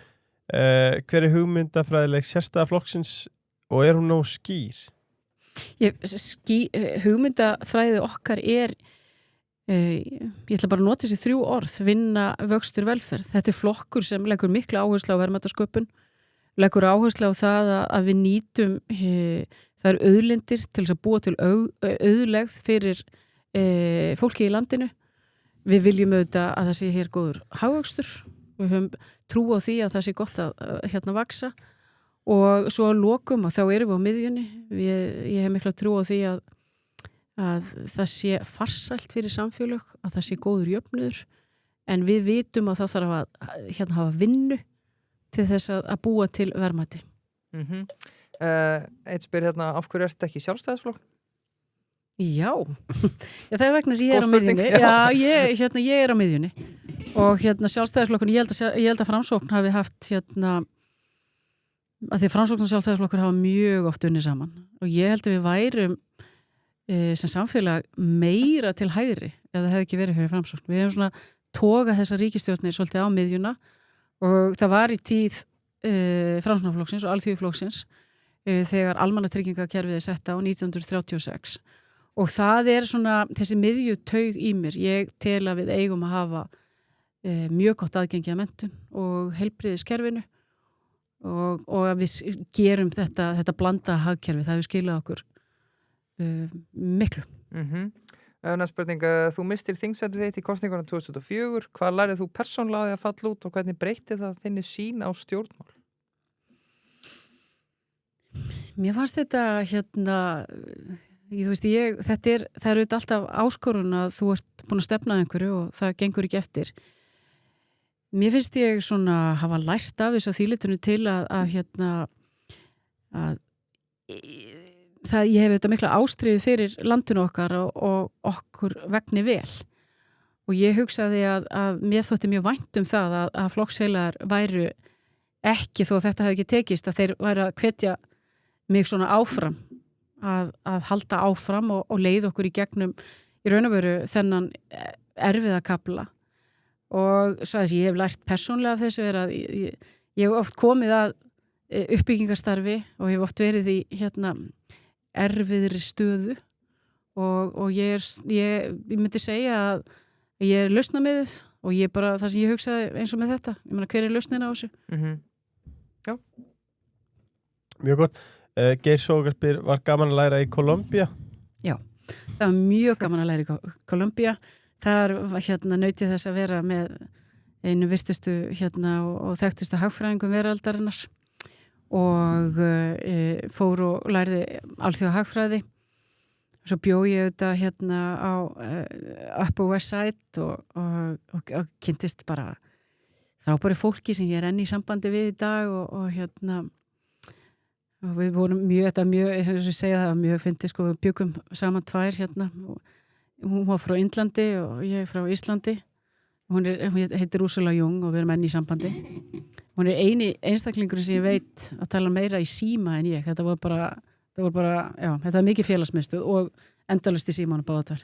Já, ein nafnlaus sem er góð, ég veit að hlustendur á áhuga þessu. Hvað gerist í Hafnarfirði? Plottuðu yfir ykkur í Framsókn? Nei, það var nú ekki þannig. Ég held að Ég ætla bara að segja það. Ég held að það hefði verið farsælast að þessi tveir flokkar hefðu að sigurvegari kosningarna, Framsókn og Sjálfstæðisflokkur hefðu myndað meirihluta og við vorum heil í því. Ég hef ekkert meira um það að segja. Nei. Hérna kemur Ján Martin með 2, svarar bara einu. Er hætt á að Framsókn sjálf hafa orðið of samdöin á Sjálfstæðisflokknum með öllum þessu stjórnarsamstarfi sem þú ert að tala og eigi núna erfitt með að finna sína eigin sjálfstæða rödd og svo spyr hann líka okkur Framsókn búin að færa sér svona langt til hægri eftir að Lilja tók við. Þeir eru harðir í dag, rittararnir. Já, er þetta ekki þannig að við erum að sækja á miðjuna og mér finnst, ég var alveg fundi fyrir því að þessum er svona stjórnmálaskýrendur eru mjög svona duglega við það að segja að við séum einhvern veginn að færast mikið til hægri og það eru oft sömu stjórnmálaskýrendur og vilja svona verja jafnvel samfylkinguna og að halda miðjunni og það er svolítið í tísku að reyna að segja að við séum svo og ég sé svo rosalega hægri sinnuð en staðreyndin er svo að ég er auðvitað mjög, eins og hefur komið fram hér, á því að verðmætasköpun sé mikilvæg. En á sama tíma þá kem ég úr Breiðholtinu og úr Fellaskóla og ég bara veit, eins og þeir að vitna þarna í viðskiptaráð og ég er svona aðeins að raskella á létt með því að segja að það eru félagslegar aðstæður sem skýra oft miklu meira hvernig börnum vegnar í skóla og þess vegna hef ég skilning og vil að við höldum í þetta öfluga velferðarkerfi en munurinn á okkur og samfylkingunni er að við viljum vera með aðgerðir og passa upp á að atvinnulífi nái að dafna og ryðja í burtu hindrunum en svo munurinn á okkur og Sjálfstæðisflokknum er að við viljum auðvitað styðja betur við velferðarkerfið að það við sjáum að þessi uppskrift hún hefur virkað fyrir Ísland. Mjög gott. Eitt sem pælir hann er hvort á hann að flytja til New York eða Seúl í Kóreu. Hvort mælur meira með? Þessi er mjög erfið ferðast og búa. Já, ég segi ég myndi pröfa báðar borgir. Ég hef pröfað báðar borgir og þær hafa báðar haft alveg rosalega mikil áhrif á mig og ég reyna að fara eins mikið og ég get til Kóreu og ég er enn í góðu sambandi við vini mína frá Kóreu og Kóreu er stórmerkilegt land. Ég læriði rosalega mikið í Kóreu. Læriði ný menning og svona en New York er náttúrulega, þú veist, það er engin borg sem jafnast á við New York. Nei. Ef við fáum nei, þann 29. ágúst, myndir þú myndir þú farið með stjórnarandstöðun að leggja fram vantrauststilu og kalla fram kosningar? Ég tel að við maður einbytta okkur að einu í einu og ég skal svara þessu strax eftir. Næstur og kemur. Næstu ekki. Við erum aðeins búin að fara þetta í kvöld en við langar aðeins í dag segja hvar var Lilja stödd og hvað var hún að gera á Seðlabankanum þegar bankahrunið skall á hausti 2008. Þetta er líklega eitthvað þitt eftirminnilegasta tímabili sem hún lifað. Já, ég erum við að tala um þegar ræðan var eða... Já.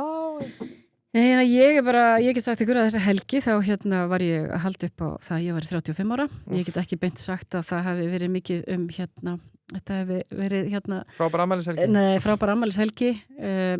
Maður var auðvitað bara vakin og sofin yfir þessu og ég raun og veru alveg frá því að mínikrísan er 2006 og ég skipti þessu tímabili mínu í þessu tímabili í ákveðin tímabil. Þetta var ég myndi segja ef ég á að segja ykkur alveg eins og er að þá var þetta erfiðara tímabil en COVID.